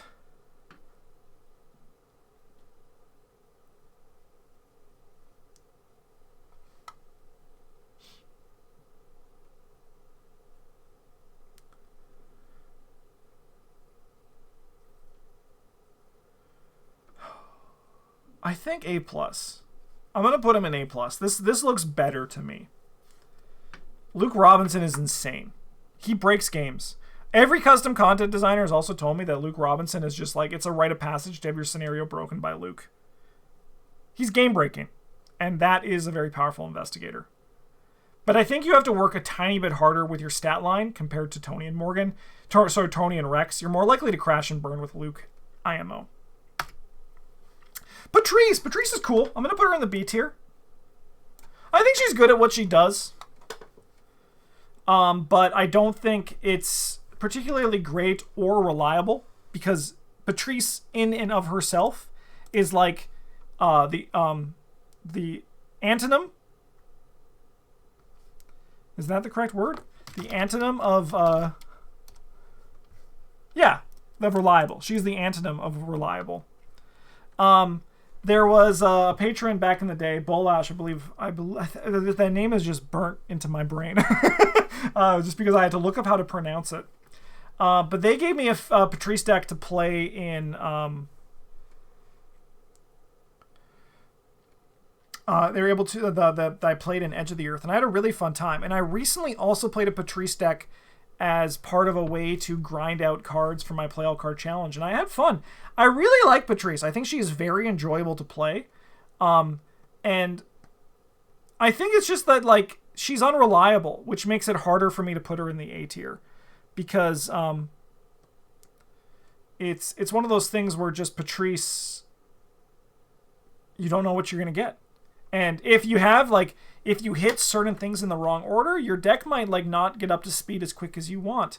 But there's a lot of cool things you can do. Cornered, Summoned Hound, the new spells, the Edge of the Earth spells were really nice with Patrice. Unscrupulous Loan and Edge of the Earth. Edge of the Earth was a really nice expansion for Patrice, essentially. So It's nice to be her. I think she's very fun. She's kind of like Joe Diamond, where she's very fun to play, but she's just a little bit like her weaknesses kind of make her a bit more fragile, especially with her her stat line too. Her stat line isn't great. Like it certainly can become really good, but we just have to like show some an acknowledgement to that as well, because it couples with her being fragile. Same with Joe Diamond, where it can kind of just like fall off the wheels can fall off quickly. On to Innsmouth, we have Sister Mary. I like Sister Mary, but I think she is B tier. She's good. She's good. She gets the job done really nicely. She's a great support, but she's not... She's a support, and like her stat line, you have to work harder for it if you want to be fighting. She's a little bit fragile in those regards, like in terms of that. Sure, 5 health isn't actually 5 health. She has a lot of tools, like Gurish is really nice for her. I'm playing her right now. Well, I'm finished by the time that I'm recording this video, but it's not finished on the channel yet through Carcosa. And she's been very fun for that. The problem is, though, is bless tokens. They kind of just do nothing, don't they? Unless you're building around them. Like, in terms of build around means, like, you have, like, Favor of the Sun or Ancient Covenant. They don't really do anything. It's the thing that we always say about curse tokens, where keep track of when if you're scared of curse tokens, keep track of when curse tokens actually cause you to fail a test. Likewise, with bless tokens, keep track of how many times a random bless token actually causes you to pass a test, because I would say that the two numbers are very similar, and also like not the majority. And this is when I say like when it's like like it's a random one, so you don't actually you're not trying to abuse it, because like Sister Mary, if someone on the team has Ancient Covenant, the non-tabooed or tabooed version, it certainly goes up in value, you know. But Sister Mary's very fun to play. I think her deck pool or her card pool is really nice. Guardian Mystic, it's cool. And I think that like she can take advantage of her stats really well. I think her stat line is like passable, but it makes her hard to like find a direction for her outside of support. You just have to like work a bit harder to get there, if that makes sense. I like her though. I had fun playing her in Carcosa, and I would gladly play her again, but there's just a little bit of juice missing. Amanda Sharp. So Amanda Sharp has the highest crash and burn potential, but she also has the highest peak in the game IMO. In my opinion, I think Amanda Sharp has the potential to be the strongest in the game. However, she's also most likely for a new player to just crash and burn and die. I haven't played Amanda because she's kind of just like, I feel like I've done Amanda. I feel like I've played the Amanda deck that kills it, and I've kind of just been like, well, I don't think I ever need to play Amanda again. I've even played the Fighter Amanda deck, and it was also really good. It's very interesting. I think I have to S tier for me. I'm going to be putting her up here again. I think she is an S tier investigator for me. Her ceiling is insane. And I know like for a lot of these, I want to also talk about the floor. And I have to acknowledge that I think that like if you're a newer player, you might be viewing Amanda like down here. Or if you're Bryn and you're doing it to troll or rustle some jimmies, you know? But I think that I can't put her lower than S. I saw God. I saw God's face when I was playing Amanda Sharp. And it was S tier. I've never felt stronger or more safe. Because the thing is, if your clue getter is very efficient, your fighters need less time to do things, right? The quicker you're done the game,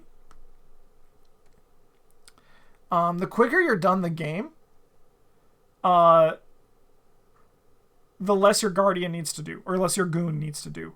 And Amanda is very good at getting the game closed before any problems come up.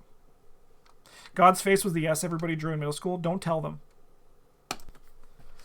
All right, next on our list, we got Trish Scarborough, who is an easy A+ investigator for me. Trish was recently tabooed. I think very fairly. I think from the get-go her ability should have been non-elite, but I don't think it actually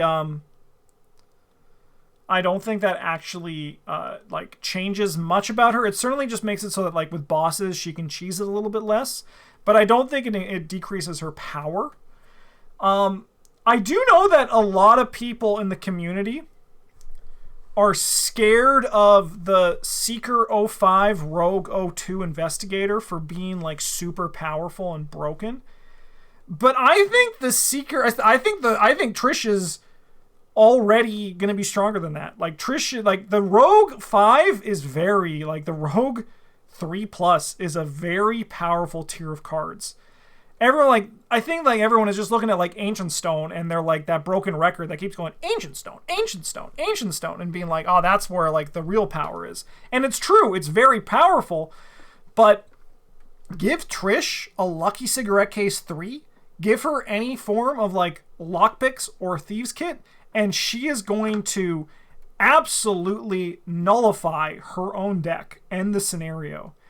And not to mention, she's basically kind of just Rex. Why isn't she Rex? Because, like, why isn't she S tier? Because she doesn't have the same, just like from turn 1 that Rex can have, right? Rex gets out a magnifying glass, a Dr. Milan, and then he is getting 2 clues on his first investigate action. Trish does need something else to get there. Of course, Trish has lots of tools to make that incredibly possible. But I don't think that Trish is like as consistent in terms of Rex get there. I do think that Trish admittedly has a higher ceiling than Rex just because of the card pool, but Rex is Rex is also just, I think, just he's Rex. He has deduction printed on him. Trish has like fair deduction printed on him. Sorry, printed on her. I love Trish. I love her so much. The deck I played this year with the Otherworldly Compass was probably my favorite deck that I played. That card was nuts. It did everything I wanted it to, and now I know not to trust people. Rex, higher education is no longer tabooed, so Rex is even better. I forgot.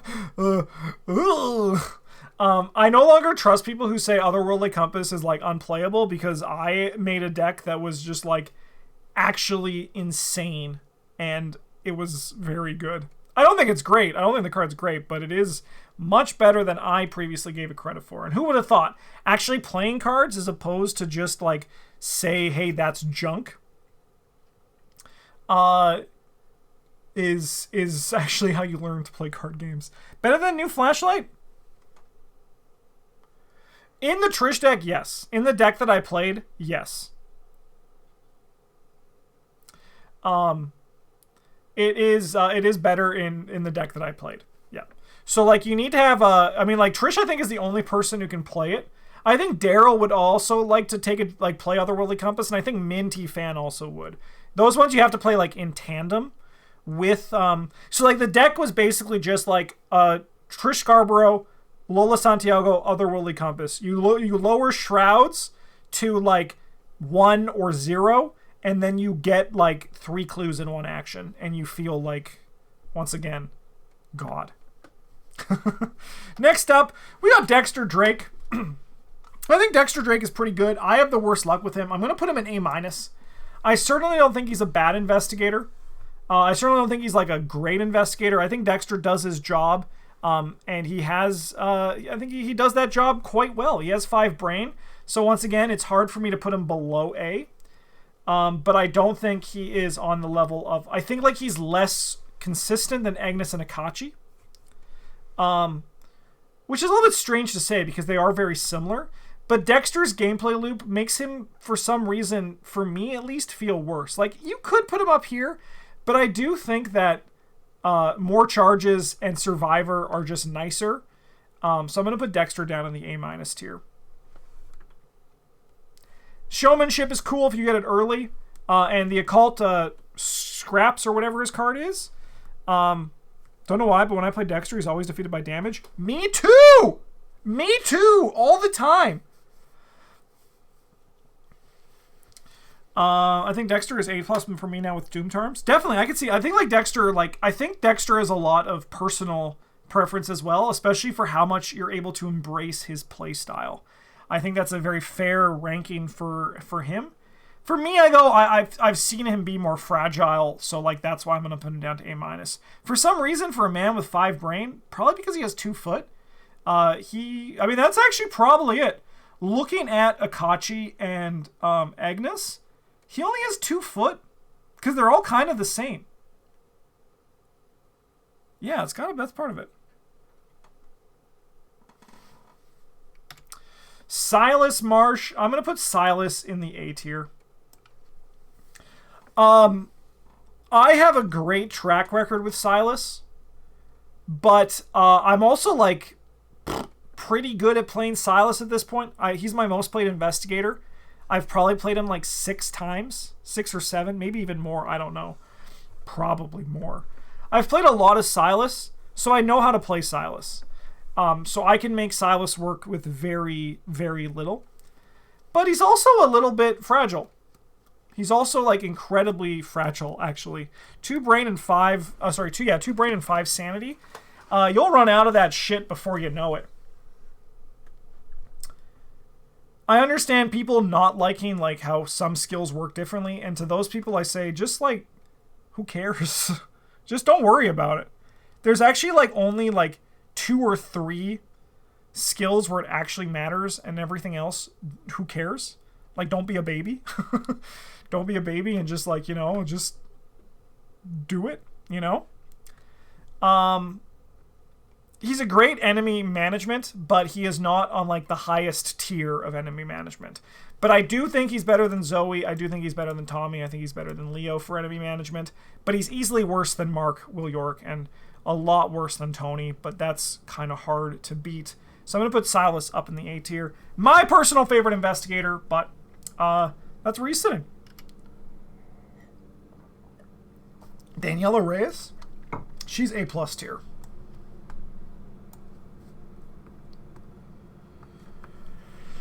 So Daniela Reyes is...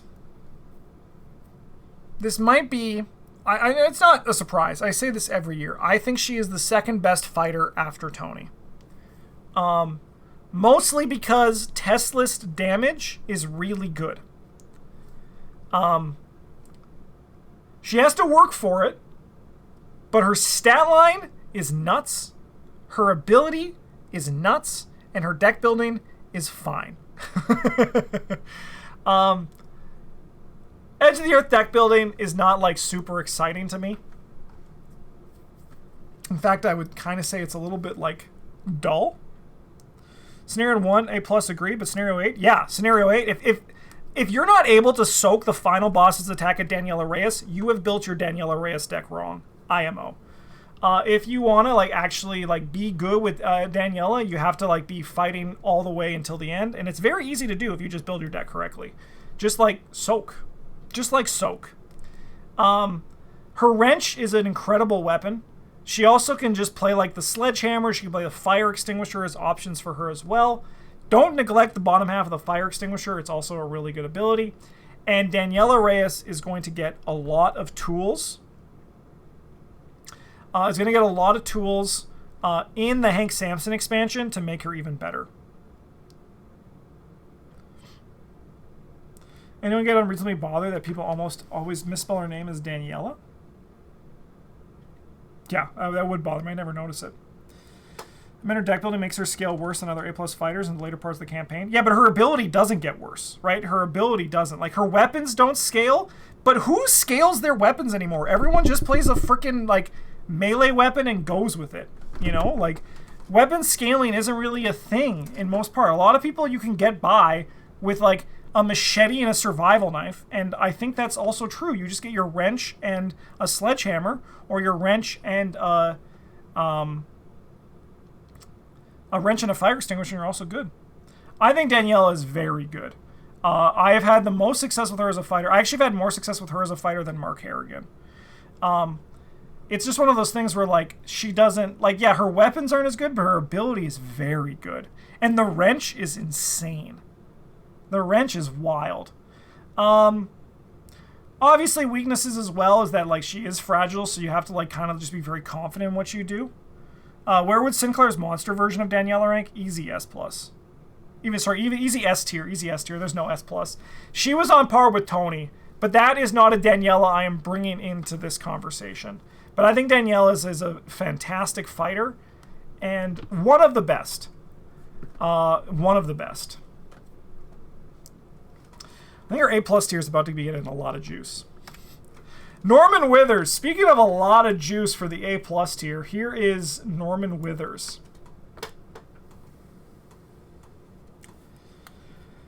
Oh, Normie. Norman Withers.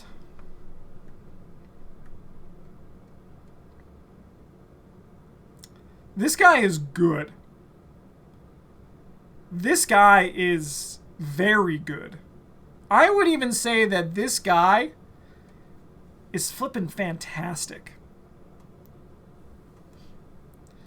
He has a weird thing where he's a seeker on front only because he's actually a mystic.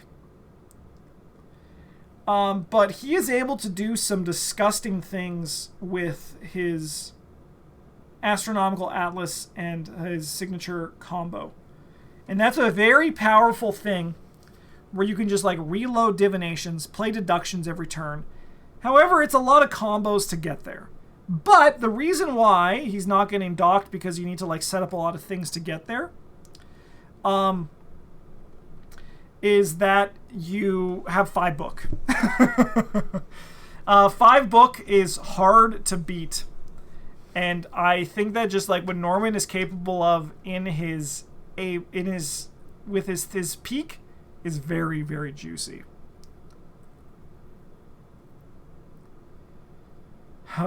Man, Norman Withers. Sometimes, like, there was things that I was doing that feels like you're cheating. But even if you're not doing that, it's pretty good. The only time I've seen Norman Withers fail was when Bryn and I did the Invents Only challenge. But Bryn and I even admitted that our decks weren't what they should have been for that challenge. We're definitely going to retry it someday. But that was there was a lot of learning there. Yeah, and then there's also his ability, right? His ability is just you get an extra card in your hand and it's 1 less resource. It's a very good ability. It's a very good ability. Good job, Norm. We're proud of you. Monterey Jack. You know what? I'm going to put Monterey Jack in B tier. Someone in a video 2 years ago, on the Christmas video, when I put, like, Monterey Jack in the A+ tier, they said, I'm going to predict that Monterey Jack is going to drop. And you know what, person? You're 100% right. He's just really awkward to play.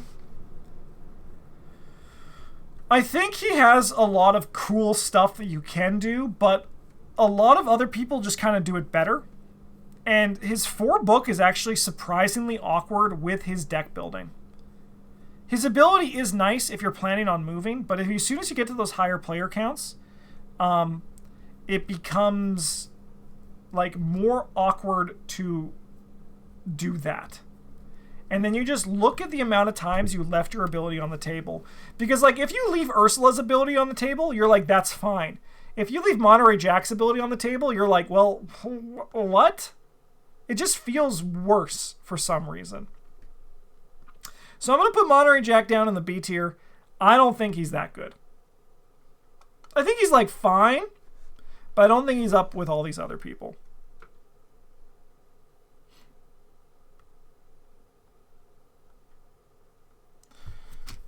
Thank you, Monocle Man. Thank you. I do appreciate that. I agree. I don't think the Seeker 5 Rogue 2 is going to be as scary as people think. While I think that like Seeker has a great level 0, I think that's Monterey Jack's problem. Seeker has a fantastic level 0, but Rogue has the fantastic 3+.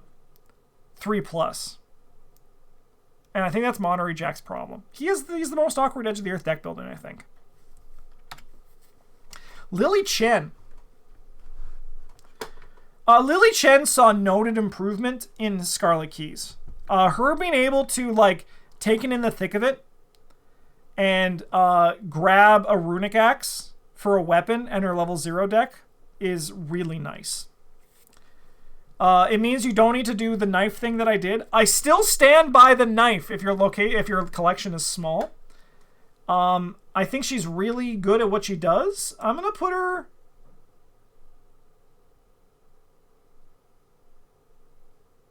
I think she upgrades fantastic. I think she upgrades really fantastic, and there's a lot of diversity in the build you can take her.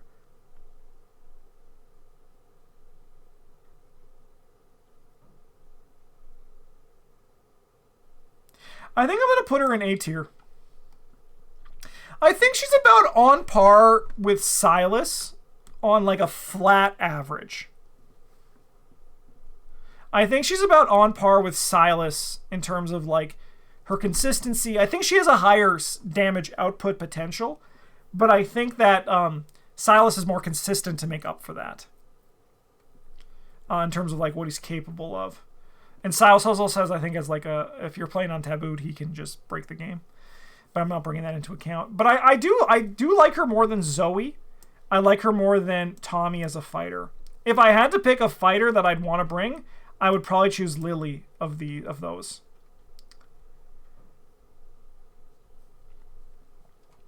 I also think that she can play... What's the one Runic Axe? Probably the most awkward level 0 Edge of the Earth. I don't think so anymore. Not with... I would agree before Scarlet Keys. But now that she can just like put some experience into Runic Axe, I think she's fine. You just grab in the thick of it and like put 1 experience into your like... 1 into the axe, and then like grab 2 sweeping kicks, and you're set. You're golden. You're actually like... You'll win. You're going to win the... If you do that, I guarantee you're going to win the first scenario. That's actually a promise. I guarantee it. You do that, you're going to win. Sickle's nice early for her. Actually, yeah, too. The sickle is not a bad level 0 weapon. You want to get out of that shit yesterday, but it ain't that bad either. She got a good boost in Scarlet Keys. She also can play what's the one expansion? Sorry, the one experience upgrade on Runic Axe where you can do it multiple times. The same one multiple times. I played a very fun Lily deck where you did that with Enchant Weapon, and you just like... I killed an enemy, got 3 clues. That's pretty cool. That's pretty fun. She has a lot of fun ways you can take her deck building.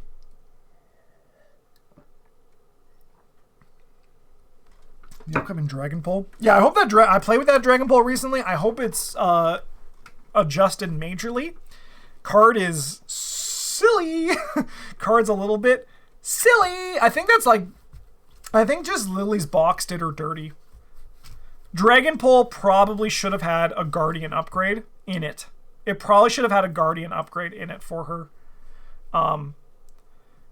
And like it cared less about, like it was only like it dealt the extra damage if only 1 slot was full. That would have been a good place to start.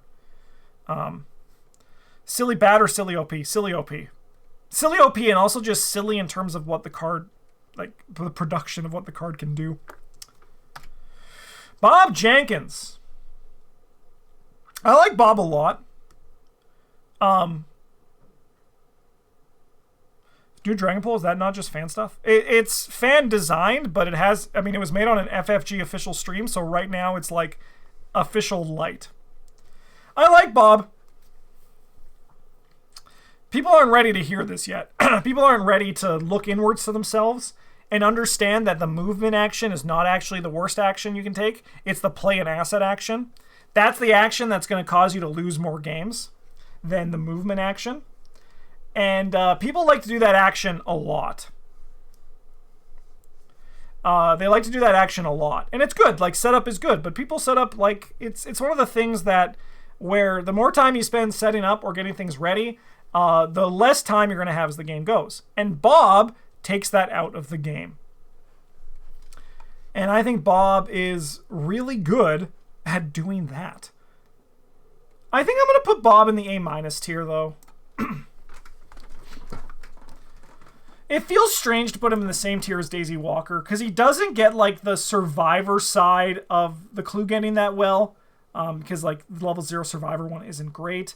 He gets all the rogue stuff, which is really good, but it still sometimes kind of just feels like you're playing, like, a bad Trish, you know?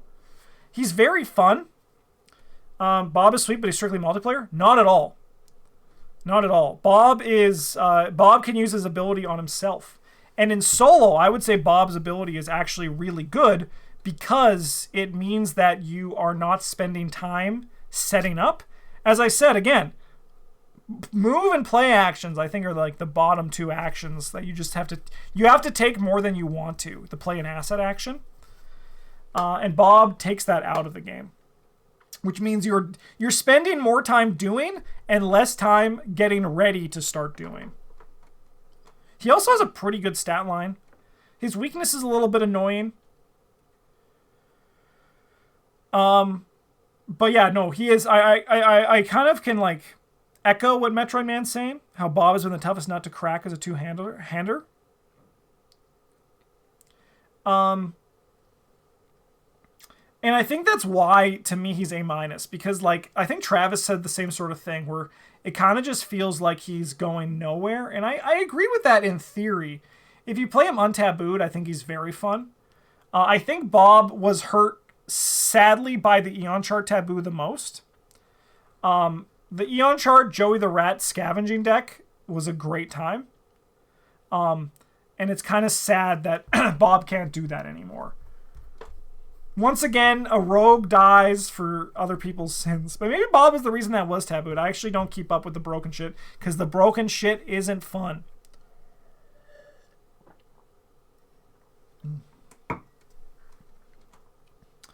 Are we getting an action type rating list for YouTube? Probably not, no. Probably not. All right, on to the Investigator starter decks.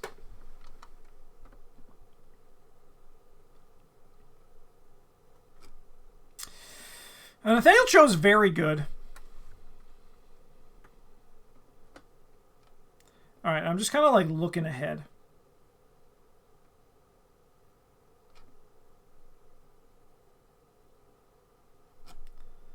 Where are we going to put all these other beautiful MFers? I'm trying to just picture what my final tier list is going to look like. Nathaniel Cho is one of the best fighters in the game. He's going to live in A+. He's going to live with all the other ones, right? I think, like, that's our last great fighter. I think Zoe deserves some credit, but I think that's our last great fighter of the group.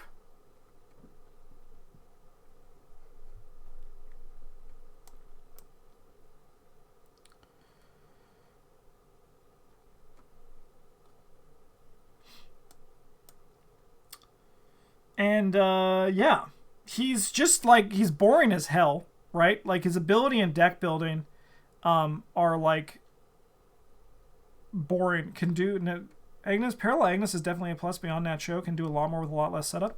I disagree, but I thank you for sharing your opinion. I personally disagree, but I'm happy for you. We're not talking about Parallel Agnes right now, so you can bring that up again later. But Nat Cho, you just hit all your events. Do more. He makes so many unplayable events playable, and his damage output can be... No, I'm disagreeing with you saying it as a fighter. I don't think so. Nathaniel Cho's damage output is disgustingly good. Like, you play toe-to-toe. You just killed a 3 health enemy without taking a test. Wild! You just, like, freaking... you drop down, like, a clean them out. You're now killing a ghoul and gaining resources. You know, it's once per phase. You play anything like that as like in a lightning bolt window, and suddenly you're dealing damage in additional spaces. I think Nathaniel Cho's biggest problem is that he's kind of just dull, right? I think that's kind of like the biggest thing. I don't think you need to play boxing gloves. I think boxing gloves certainly help. I think what Nat Cho needs is repeatable card draw. I'd love to try a Nat Cho deck. You know what? Maybe I'm going to do that. Maybe I'm going to write this down. I think I'm going to do that like right after stream today. I think I'm going to build a Nat Cho deck with Runic X. Give it a shot.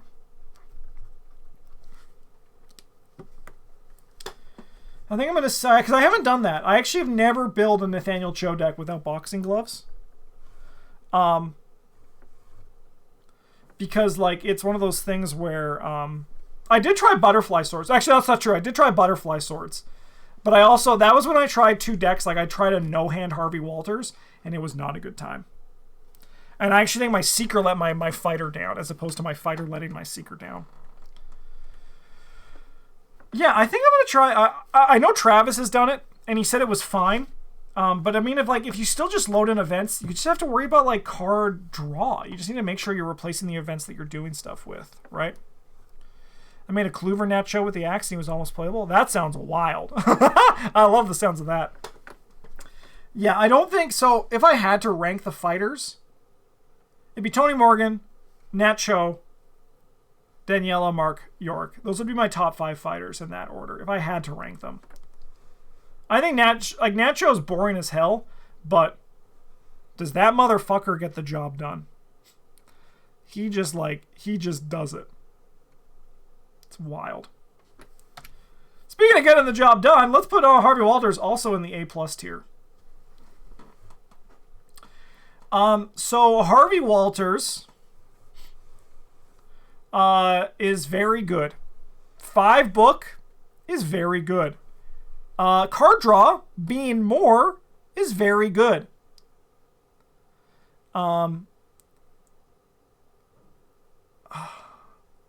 I don't know if he's S tier. He's close. The more I see of Harvey Walters, the more I am like, wait a minute, this old man is like, he's just getting, like, his weaknesses are getting easier to deal with. Like, Bizarre Diagnosis from Scarlet Keys is basically just like, hey, Harvey Walters, don't worry about it. You know? You're just gonna, like, be fine. And I think that's really cool. His stat line does, like, the foot, but he has, like, 7-8. This man should not have the soak that he does. I understand why he does, because when he came out, there wasn't ways to easily deal with his Thrice-Stamped Curiosity. But nowadays, it's very easy. Just play Bizarre Diagnosis. Drop a clue down and heal 3. And then, like, just get the value of that clue that comes back. I think Harvey Walters' biggest thing is that, like, his upgrades, Seeker upgrades, aren't that exciting. Sure, he can save on movement, so he's getting more clues. Sure, he can play Ancient Stone and throw a stone and crush people's heads, but I mean, he does balance that out. I was going to say, like, he doesn't have, like, that, like, the card selection, but he kind of really just, like, does, because he gets so much more. I think Harvey Walters is very good, but I don't think he's S yet.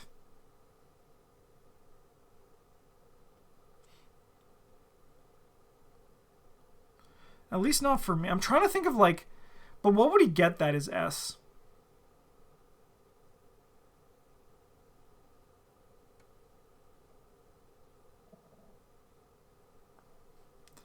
I think I'm going to put him... He's high A+. He's, like, knocking on the door of S, I think. I think he's knocking on the door of S.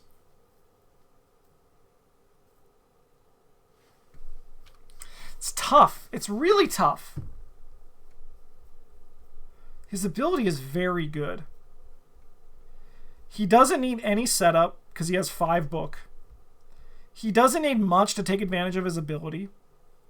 Even just a basic perception now gives you a card positive.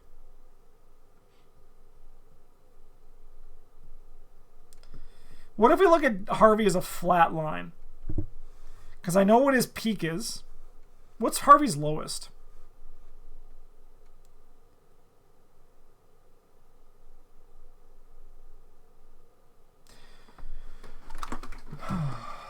Okay, so I also played him untabooed. When I go into that perspective of when I played him with Eric through Carcosa, I played him untabooed, which helped with Mr. Rook. Mr. Rook is a very good card. Mr. Rook would make anybody shine.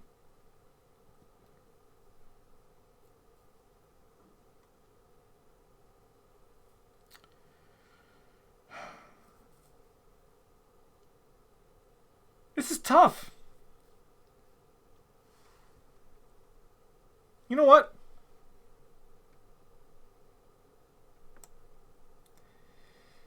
I think I'm going to do it. I think I'm going to put Harvey Walters up in S tier this year.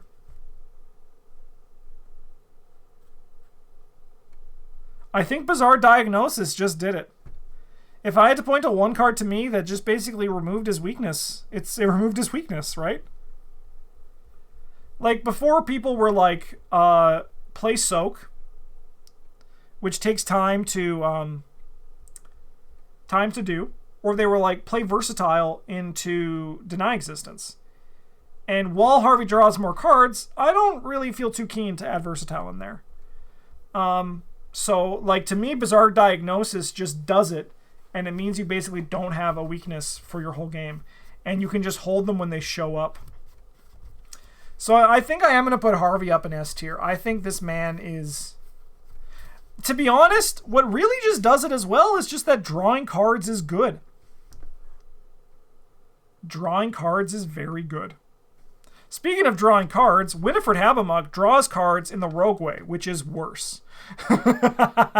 So you know how, like, oh yeah, and you also can have other people draw cards too. Yeah, so if someone else is slipping behind,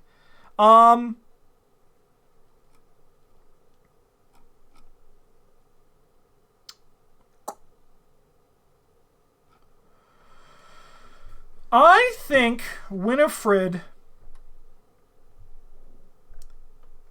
is like a worse Finn Edwards. Right? Winifred is kind of just a worse Finn Edwards. It's kind of crazy comparing this to just Harvey Walters. It's just like... yeah, like, I know, like, yeah, like, it's unmatched. I don't think it is, though.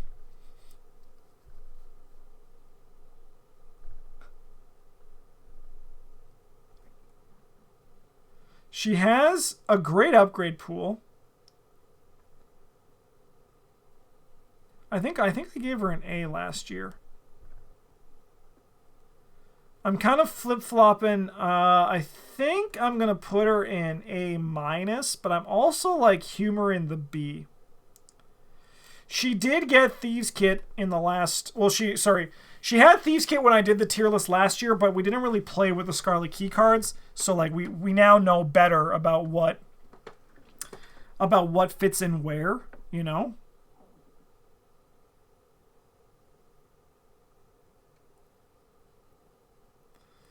Dirty Fight is insane too. I believe it, but it's also like you need more than just. There's once again a lot of moving pieces to get things going. She does also have friends in low places. Stack what she draws with. Clever. I know. I think Winifred's good. I think Winifred's good. She's on par with Finn with Lockpicks and better with Thieves Kits. That is true. But Finn is better just like flat, I think. So I'm going to put her in A-. I think she's pretty comparable to Finn, all things considered.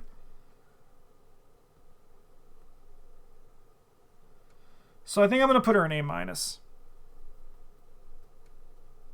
All he needs is pickpocketing level 2 and some exceptional. All an investigator needs is 14 experience, and then they're killer. I'm sorry, that just sounds a little bit silly to me.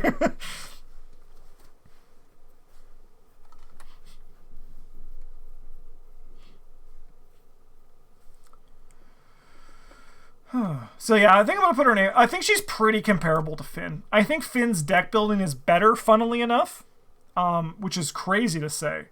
But the splash makes Finn do things that Winnie can't. So then she'd be S tier with Green Man. No, she'd be SS. She'd be SS plus tier. She'd be like the strongest tier imaginable. Yeah, I think I'm gonna put her in A minus. Jacqueline Fine. So she does a great job at making the game worse. And making the game worse is a pretty powerful thing. She has 5 brain, which is really nice. In the past, I put her in S tier because last year my S tier was being able to just like stop problems. Like being able to just like consistently get things done. She has it always at 0, which means that like on turn 1 is the C tier, D tier, but I felt bad for these guys. It's kind of looking like it, isn't it? I think Jacqueline's going to, Hemlock Vale with all of 2 is going to be really nice. I don't think I'm going to put Jacqueline in S tier this year, though, because I think my personal definition of S tier has changed. Does Jacqueline's neck look too long to anyone else? That's just a normal long neck. She's just a normal human giraffe. That looks pretty normal to me. So I think I'm going to drop her down to A plus tier.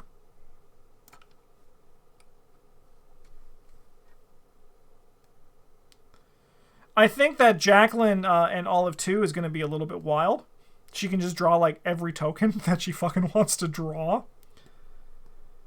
But I think her ability is hard to argue with. Her ability is very good. Her card pool is a little bit lacking. But her ability is incredibly powerful and consistent. But I think it's just my definition of S has changed. Speaking of my definition of things changing, I think I'm actually going to put Stella in A tier this year.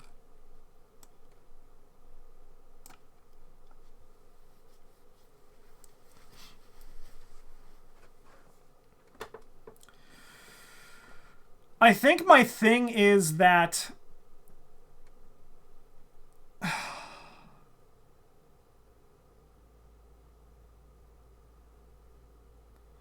I think with just the way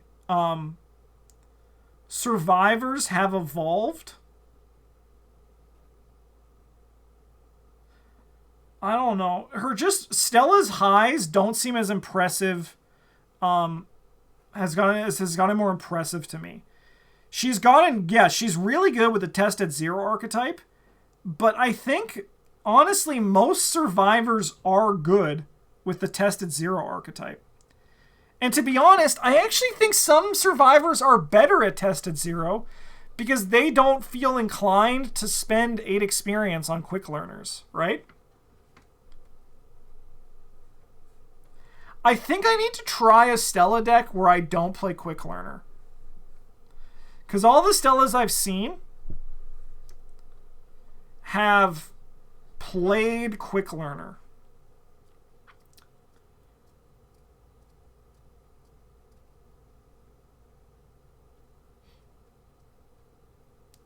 Yeah, Stella just doesn't like, I think like my hype for her initially was a little bit misguided. I think she's still very good, but I'm going to put her in A tier, and I wouldn't be surprised if next year she even goes down a little bit more potentially. I think ultimately what's just happening is Stella's output, I think, is pretty fair in comparison to other investigators in the card pool. I think that's kind of just like what it is, right? She needs pieces to get moving, so that should be bringing her down on my tier list. Her ceiling isn't incredible like Amanda. And I think she's kind of just like mid in a lot of aspects of the game.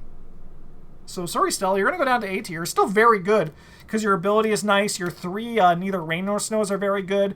Being able to recur them is very good. So I'm going to be putting her down into the A tier. All right. We're on to the Scarlet Keys Investigators, and we have Carson Sinclair's, everybody's favorite butler, to talk about. So Carson Sinclair was incredibly interesting.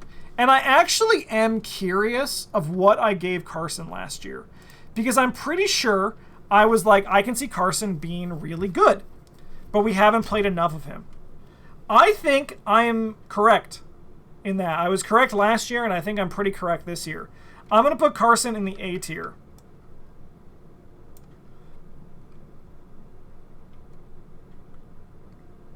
Carson's fragile. My biggest gripe, my biggest gripe with Carson is that I wish he had 4 brain.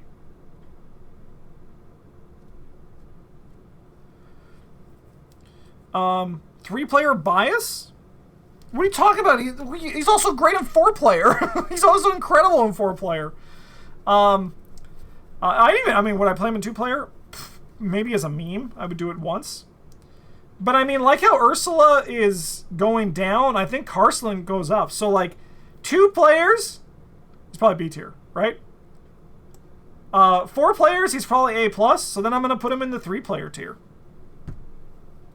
Carson is really good at what he does, which is support the team. I wish he had 4 brain, because then you would have to have less cards about staying alive, which I think would make Carson a little bit more interesting. I think there's a lot of different archetypes you can play in Carson. And Carson also is a little bit weird, where his rating scale changes depending on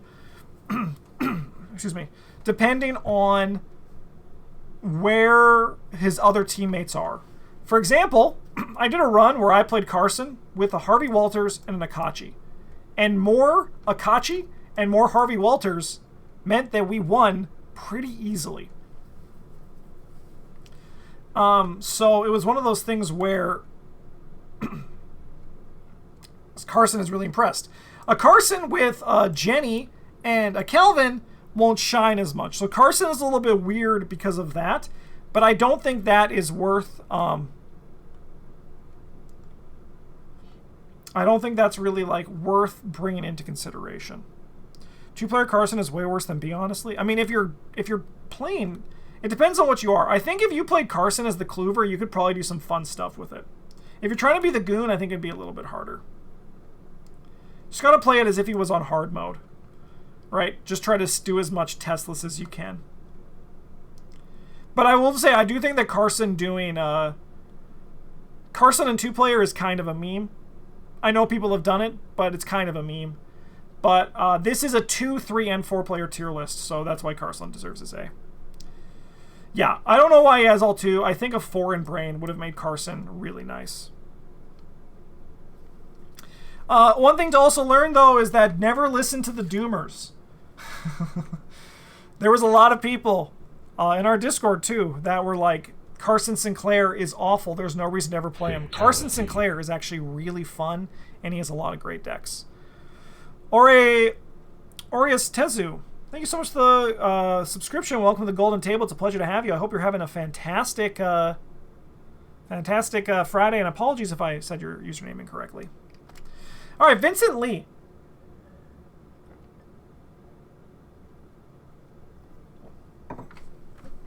Okay, so I think Vincent Lee is a little bit hurt by his stat line. I think, long-time YouTube watcher. Oh, welcome. I think Vincent is a little bit hurt by his stat line. While Carolyn has the really cool 3-4-2-2, I think Vincent should have had a 3-3-4-1.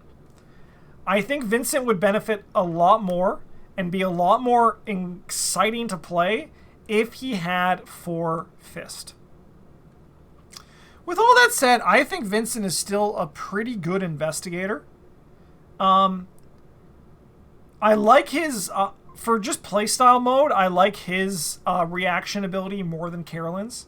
His deck building is also incredibly deep. But I do find that Vincent just generally is a bit more fragile than Carolyn is. Just kind of like generically across the board. So I'm kind of hovering. He's a good flex. Having to bring Vincent Lee in 2-player, though, seems like a little bit... Like, you could just build the Seeker side of him, and that's pretty boring, so he probably is just A-. But he kind of reminds me a little bit of Joe Diamond. You know? Like, thank God they gave him 3 brain. But he's very similar to Joe Diamond.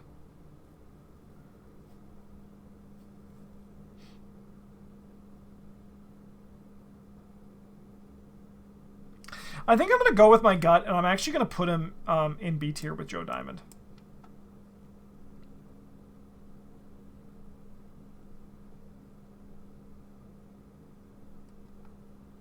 I think he needs a lot of work to get things going, and I think his stat line would be... He would be more interesting if he had a 3-3-4-1 stat line.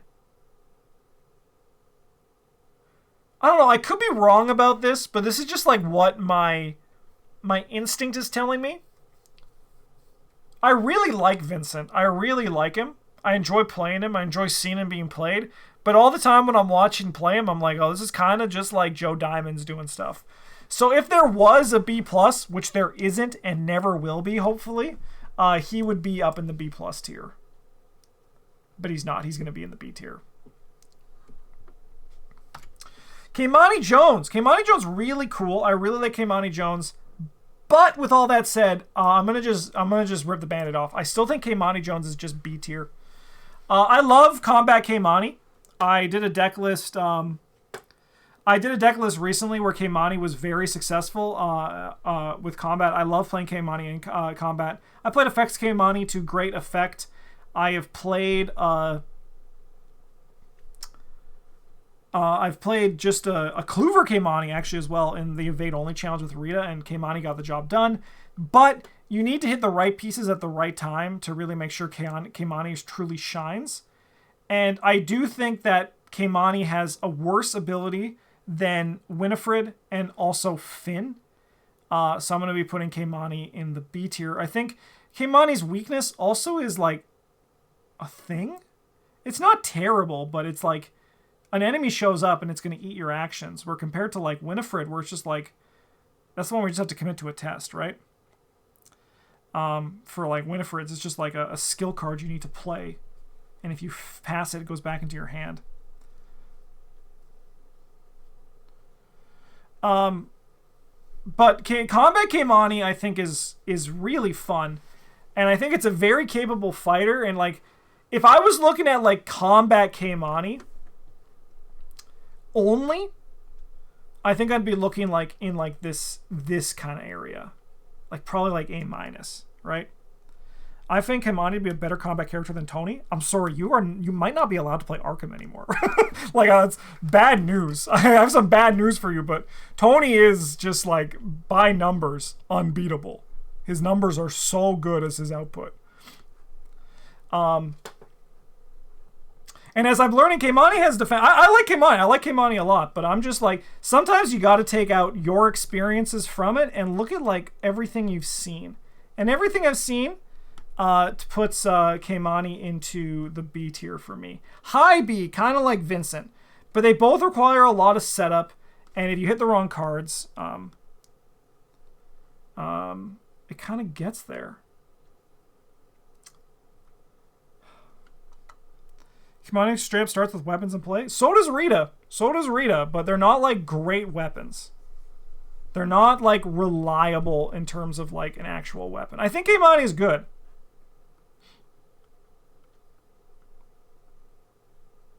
Keimani breaks campaigns. I'm Forgotten Age, they bust Vengeance. Yes, Dream Eaters, they bust Swarm. Let's go to Innsmouth and see how Keimani handles the Fishman. You know, like, if we're going to talk about their highs, we got to talk about their lows. We got to talk about their lows, too.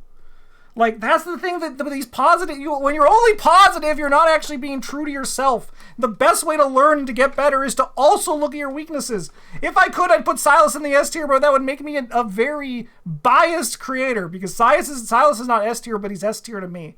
So I'm just taking out all of my love. I love Keimani. I think Keimani's great, but I don't think Keimani deserves to be higher than B tier right now. So if we're going to point out their positives, we got to point out their negatives. That's the rules of proper analysis. All right. Amina.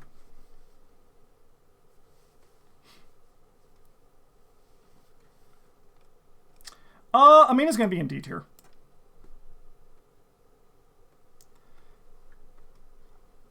Sorry, Amina. You have, like, nothing going for you.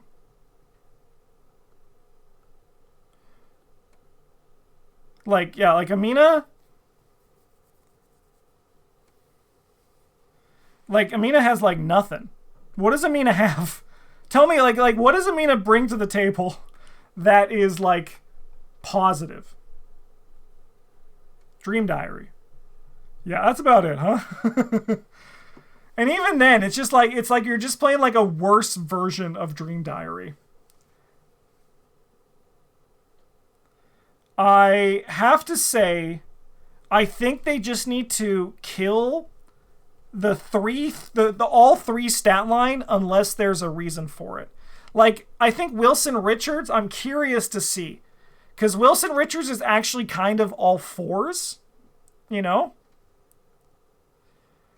I don't know, man. I think Amina Zidane was just a huge whiff. No, she does have good economy for Mystics. That is, like, the thing. That economy comes with a price that you need to be building around. So, like, there is, like, a little asterisk for it. No, I dropped the ball!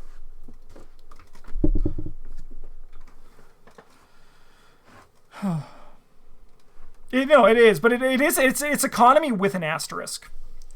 But also, like, a lot of the other Mystics just have, like, apart from, like, Jacqueline and maybe Father Mateo to an extent, they also kind of just have economy in their card pool, right? I mean, Jacqueline does have economy. She can just play Voice of Ra to the extreme.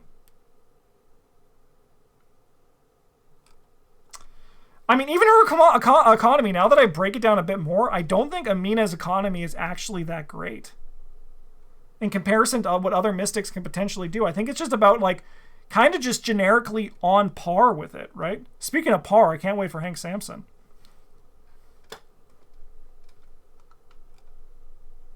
Because her economy has a pretty big asterisk. That's an interesting take. People hate Amina because they understandably pump her willpower instead of her intellect. Yeah, so kind of like the Lola Hayes.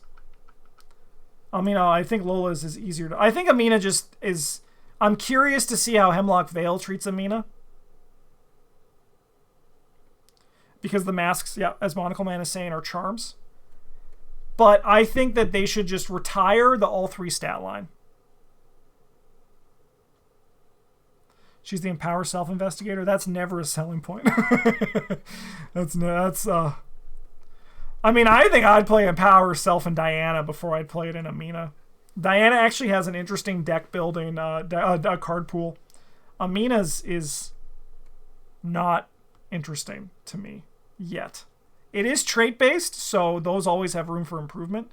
But I don't know what happened with Amina. They should have done like 3-4, like 2-3. I think that would be interesting.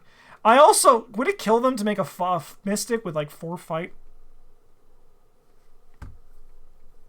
Power Word maybe happened? Yeah. I mean, maybe they should tweak the card instead of the Investigator if they get stuff like that. But what do I know? I'm just a guy on the internet. Alright, next up we got Daryl Simmons. I love Daryl. It's a card pool I like. I'm going to put Daryl in, I think, just A tier.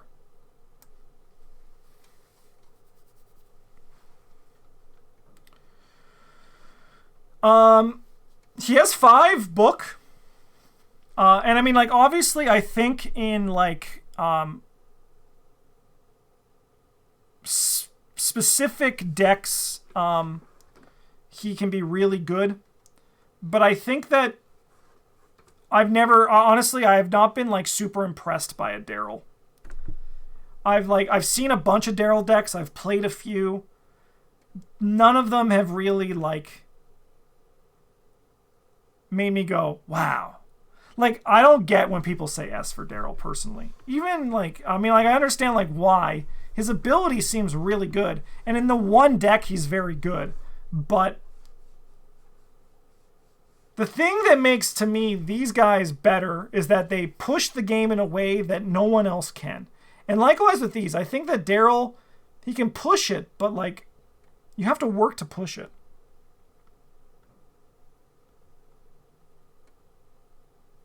They say S for Shadowlight.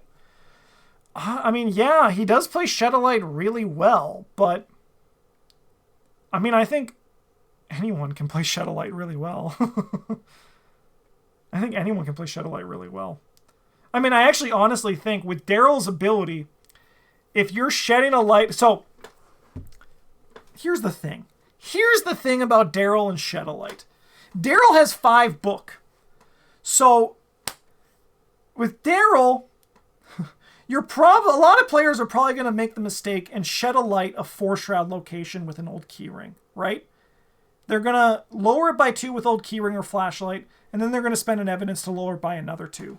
What they should be instead doing is just using old keyring on a 2-shroud location, grab one from a high location, and then just use his 5 book to get clues.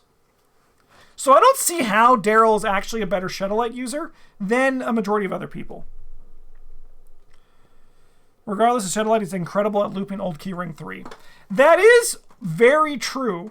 However, I still think that is pretty possible with a good chunk of other survivors. I think he just has to work less for it. And I think that's a scavenging problem. But I think that, like, I mean, I don't, when we're talking about what a character can do, I don't think we can refer to the scavenging problem, because I think that's unfair. But I think that, like, anyone can do it. He just does it easier, so it doesn't really move the needle for me as much as what he is capable of, right? Where, like, Rex is, like, the best deduction man. Tony's the best killer. Amanda's the best at just doing whatever the fuck Amanda wants to do. And Harvey is, like, the best at drawing cards. So I'm going to put Daryl in A tier. He's good, but I don't think he is, like, crazy good. He's about on par for... Like, Daryl and Daisy, I think, are very similar. I think they have pretty high highs, but they're also kind of mid if they don't hit the right cards at the right time. That's my opinion, anyway. Charlie Kane. Okay, I'm going to be honest.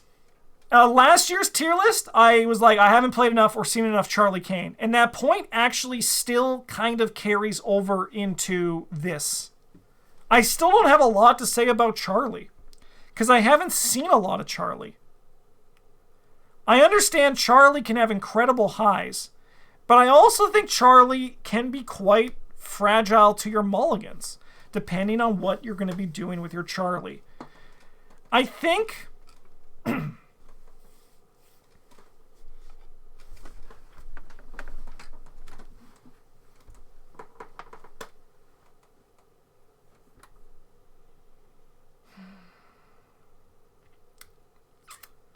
I think I'm going to put Charlie in A-.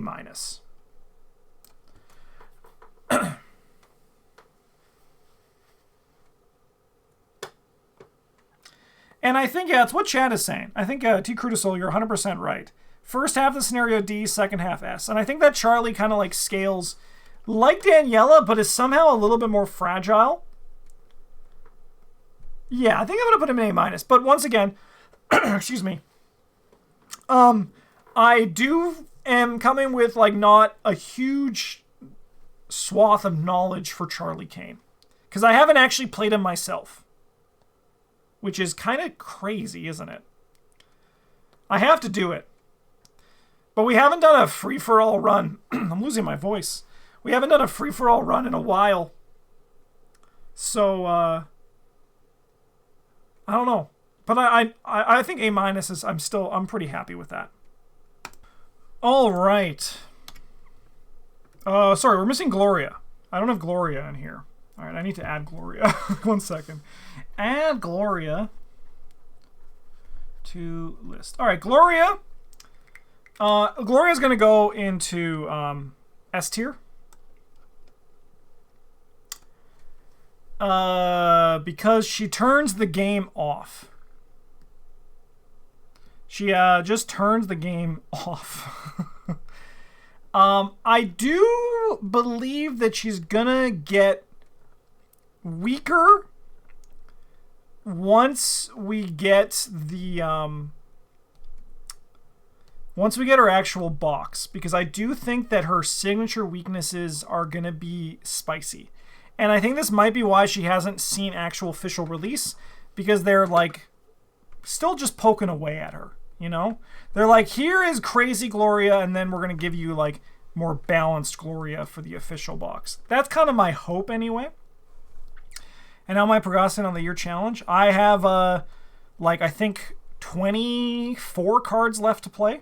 So not bad. Not bad. I'm going to get it done for sure. Yeah, I mean, there's not much to really say about Gloria. That, I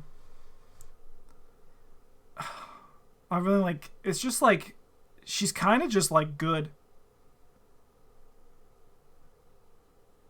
She's the one Mystic Investigator where like I rarely play spells and actually build around my book. She has like the Mandy, Tony deck building, the Carson deck building, which is like really powerful. But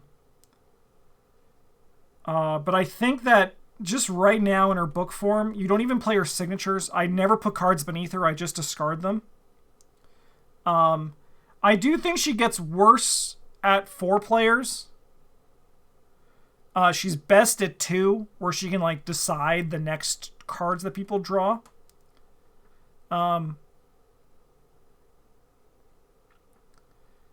Yeah, she's just really damn good. Her ability just like mitigates the game in a way that's like, in my opinion, not fun. And that's kind of just that's our good friend Gloria Goldberg. All right, let's get to the Parallel Investigators. We got 3 new Parallel Investigators since last year, and I am quite excited to talk about them. But first, let's get through the old hat. Roland Banks, Parallel. I'm probably going to fire through these ones relatively quickly. I think that actually Parallel Roland and regular Roland are pretty similar. The deck building for regular Roland is worse, I think. But the Parallel Roland has I think like a more exciting front ability and a higher like ceiling of what you're capable of doing with it. Their stat lines are the same. I think it's just like, it's like more of the same, right? Just Parallel Roland is kind of just regular Roland. The output I see from regular Roland and Parallel Roland are kind of just like the same to me, you know? But I do agree, Parallel is more fun. Not for me though, because I already have a hard time keeping track of 2 boards while talking with chat and making sure stream is running, which I just checked the stream is still running and the recording is still good. So it makes it very hard on me and my brain to do it all at once. But I do like seeing other people play Roland, Parallel Roland. That is always very fun. Parallel Daisy has 5 book, so it's very hard for me to rate her lower than A. That point still stands. 5 book in an active stat is really good. And no, before you ask, 5 foot, I do not consider that to be an active stat. I know it kind of is in Keimani. Maybe Keimani does get bumped up. Now that I think about it, because they do fight with it. Yeah, you know what? I'll bump Keimani up. Keimani's going to go to A-. I think Keimani does. Keimani is like the B plus A-, and it's close enough. I'm going to put it there. That's why A- exists, right? This is why A- does here, so we are going to put Keimani into A-. I don't think Keimani is A, but I do think Keimani is A-. So Keimani can join the A tier. All right. I mean, I got my own argument got me, where I was like, foot's not an active stat, and it's true, but for Keimani and Rita, it kind of is an active stat on turn 0, right? Not Winifred, but Winifred gets there because she has the green deck building. But Rita and Keimani both use a 5 as an actual active stat. And according to what I said at the start of the video, it's very hard for me to put an active stat into anything lower than A. So my own rules for the tier list, Keimani definitely deserves to be here. Daisy, I think, is also going to... So Parallel Daisy is a little bit screwy, right? I do think that I really like her back, but I don't like her front. If I mixed and matched, I would definitely be into trying the idea of doing parallel back with normal front. But I don't like doing that. However, with that said, her ability with the lightning bolt is really nice. It actually is a powerful ability if you're able to play it correctly, right? I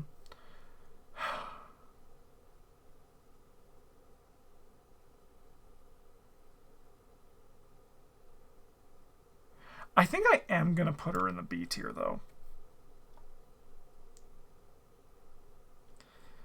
I just think she doesn't have a card. Her deck building is interesting, but I'm going to put her in the B tier.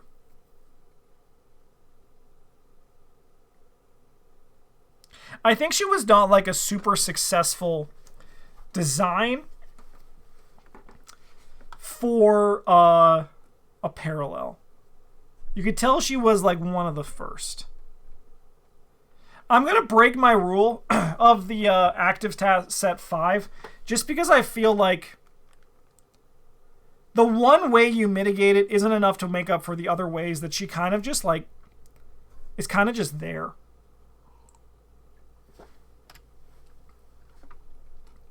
Oh, I put Parallel Agnes before Parallel Skids? That's not right. Anyways, Parallel Agnes! We'll put her before Skids. I think she's really cool. I think her playstyle is really awesome. And I think that she is a pretty good fighter. I think she's also a pretty good cleaver. I think you need to have like pieces of your puzzle put together to really take advantage of it. So there could be times where she can slip. However, it's also pretty easy to not slip. So I'm not going to dock her too much for the pieces you need to put together to get it to happen. I think she gets notably worse at higher player counts, but at 2 players, she's pretty damn confident. The new Mystic event seems kind of great with her. It does seem really good with her. I think honestly, she's pretty close to regular Agnes, so I'm going to put her in the A tier. I think I'm going to put her in there. That's just like what my gut is telling me right now. I don't think she lives in A+, but I do think she lives in the A tier. All right, Parallel Skids is also going to go up into the A tier. Maybe A-. I'm going to see as we go. I'm going to see as this all comes together. So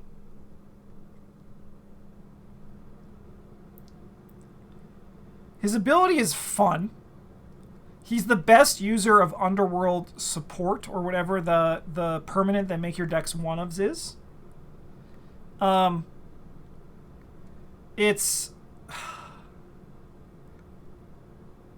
He's the best player of big money, I think. I think he is the best big money investigator in the game. His ability is, like I said, it's fun, and I think it's also actively pretty good.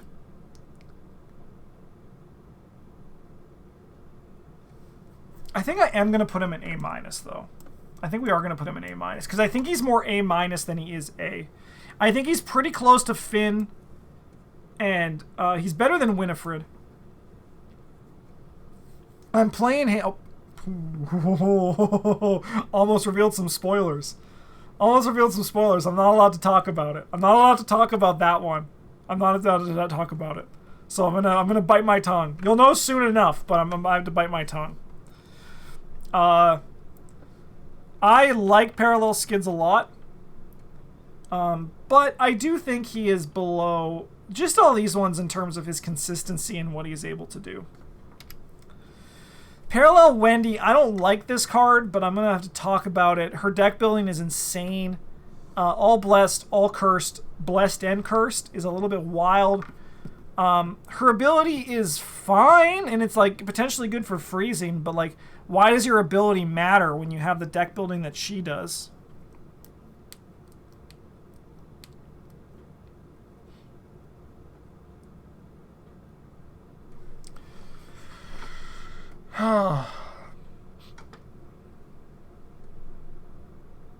I mean, I think her deck building's good, but I think you have to work for it a bunch.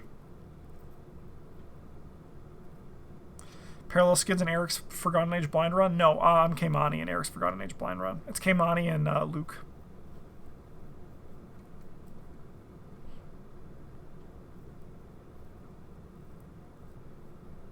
My icon now is that you're testing the new campaign. No, I can confirm that's not it. I can confirm 100% that's not it. Don't worry. It's nothing like that. It's nothing. So you couldn't believe it, but I promise you it's not. That I can promise you.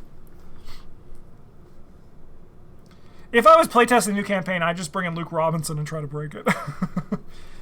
I think I'm going to put Parallel Wendy in A-. I haven't played much of her, to be honest, so I could be completely out to lunch. Her deck building is very good, but like, what does she do with it? She freezes people.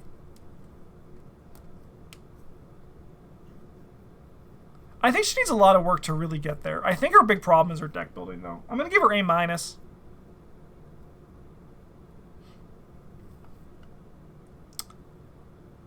I think I'm going to give her A-. Once again, this is one I'm not too emotionally attached to because I don't like the character. So and I've only seen her played once. Actually, I've played her 3 times. I played her Blessed, Cursed, and Blurst. Maybe I got to give her another shot to just get like better about. But I've also seen no one play her. I think she's kind of just a little bit like no one wants to play her. She's not like a fun parallel, you know? Yeah, I don't know. I think we're going to go there. I think we're going to go A-. Zoe Samaras. All right, we got the 3 new Parallel Investigators to talk about. Parallel Zoe Samaras is really cool because she is kind of just like Dexter, right? She's kind of, sorry, not Dexter, sorry, Rex. Rexter is where my brain went. She's kind of like Rex Murphy, where she has one of the best skills printed on her character card with a stipulation in order to get that to get that card played. Rex, obviously, deduction, and Zoe is Vicious Blow. And it turns out that having Vicious Blow printed on your character card is a really good way to win the game. I don't think she's A+ with my limited plays of her. I've only played her in standalone. And she doesn't really... She's like Daniela, where her weapon tools actually aren't that great, right? Like, she has to just make do with what she has. But her ability is actually harder to... not harder to trigger, because it is pretty easy to trigger. She might be A+. I don't know. I think she's very good. You know what? I'll put her in A+. I think she's very good. I think she's she's a very good fighter. I could be wrong about this, but with Parallel Investigators, all we have is this limited information to go off of, and how that is going to,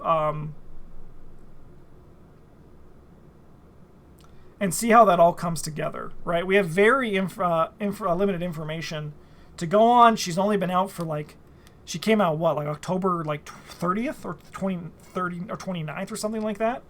So she's very fresh. Dude, that was almost 2 months ago. What the frick is up with time? And she's gonna get obviously noted improvements when Hemlock Vale comes out. I'm gonna put my cold shot on her in A+. All right, Jim Culver, Parallel Jim Culver. So this guy's deck building, this guy's whole big thing is his backside. I'm gonna put him in A tier for right now. I think having multiple allies at your disposal is really sick, but I also think it's very swingy, right? It depends on the order in which you hit your allies, and then also if you hit your discard allies at the right time. Notably, though, you get to play one a turn, which is pretty sick. So yeah, Parallel Jim I think is going to be in the A tier. I've seen Jim played. I've played Parallel Jim. And he might be a little bit closer to A- depending, but I am going to put him in A tier because it's Christmas and I love Jim, so Jim gets this. Notably, though, the weakness in the ally deck I think is going to hurt people more than they're anticipating. And unfortunately, no one's going to play with his advanced signatures, so we can't really take that into account. Because the advanced signatures are a noted blast against Jim. The trumpet, while good, you never see the trumpet anyway, and you definitely do see Final Rhapsody, and it's got some juice in it. And last but not least, we got Ashcan Parallel Pete, and I think I'm going to go out on a bit of a limb here, and I'm going to put this motherfucker all the way in the S tier. And the reason for that is that I think the guitar is way too strong. The guitar is insane. It's so good. It's nuts. The guitar is crazy. It's so good. Just being able to like move stuff around is awesome. And then you just play this card. This one card makes it so you never need to worry about anything ever again. Are you ready for it? Everyone was taught. This is like what the internet does, right? They're like, here are all this thing you can do with Ashcan Pete. Like they're like, we're going to look at the high end. But the reality is the best card for Parallel Ashcan Pete is just Hiding Spot. This card is insane with Parallel Ashcan Pete. You basically just get to turn off the enemies for the rest of the game. Like, yeah, you kill them in other ways too, but this means that you can kick enemies around, you can kick them to your goon, or you can just like kick them to a spot and like attach Hiding Spot to that location and move. He certainly does get weaker when boss monsters are there, but you can just like build around, when elite monsters are there rather. You can just kind of build around that. I really want to try Parallel Ashcan Pete in Undimensioned and Unseen. I think that could be a pretty good time. I think that can be really fun. But ultimately, a lightning bolt to move enemies around the board is wild. And the best thing is you can still just play Duke. I also kind of want to try regular Ashcan Pete with the guitar in the deck. So, like, that's also where I'm very interested to see. Because, like, Ashcan Pete gets this because I'm assuming you're playing the guitar. Which I also really love the Come Here Boy, we got work to do, him saying that to his guitar. But the guitar is something else. That is a very, very powerful card. Okay. Well, that is the Christmas tier list. Oh yeah, and yeah, the guitar also gives you a resource or heals horror as well. Did you need economy? Did you need to heal horror? Worry not. And he's also a 7/7. So like the Duke problem's gone. I do think I like playing him. And I also think Parallel Ashcan Pete is ultimately good for the game because he basically busted an archetype wide open. Like he's like, these cards that now were never played are like, the archetype was binder fodder. And he took that and like made it his, which I think is really cool. But this is my tier list. I changed my personal... I changed a lot of my personal own tiers, like what each tier meant for me for this one. So this one was a little bit different. So like a lot of people who were A or S last year have now dropped down a bit. No, Susie. No, I forgot to put Susie in here. I'd probably put Susie in... I'd probably put her in NA, to be honest. I don't think she's real. It would be like Bryn ranking the parallel investigators. I don't know. I don't think people are gonna like seriously talk about her going forward, so I don't really think she's worth talking about. It's kind of like where I am. I think she's fun, but she's like the Arkham investigators to me, and they aren't real either. But yeah, I changed things around a lot in the A and A- tier, which I think is fair because I do think the majority of the investigators in this game are all very good. I think there's very few bad investigators. And I think there's very few like mid to bad investigators. Like, yeah. If you're watching this on YouTube, you can find a link in the description to my tier list and also a blank tier list, so you can kind of see all of that.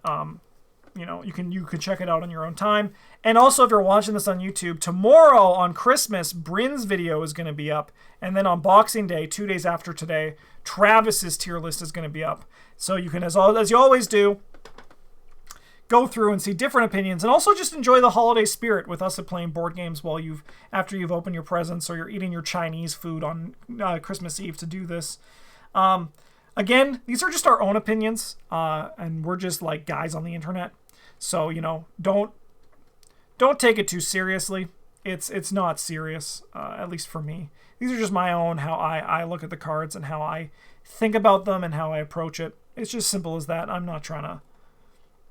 Even though, like, I put on my streamer perspective of being like, well, if you think that, you're crazy. I don't actually think that, because at the end of the day, I'm just happy to be playing Arkham for all of you. That's going to be it. Huge thank you to all of our patrons for supporting the channel. I hope you enjoyed my Christmas tier list this year, and I will see you next year on December 24th, 2024, when we do all this again, baby. Thanks for watching. Have a good one, and as always, GG's.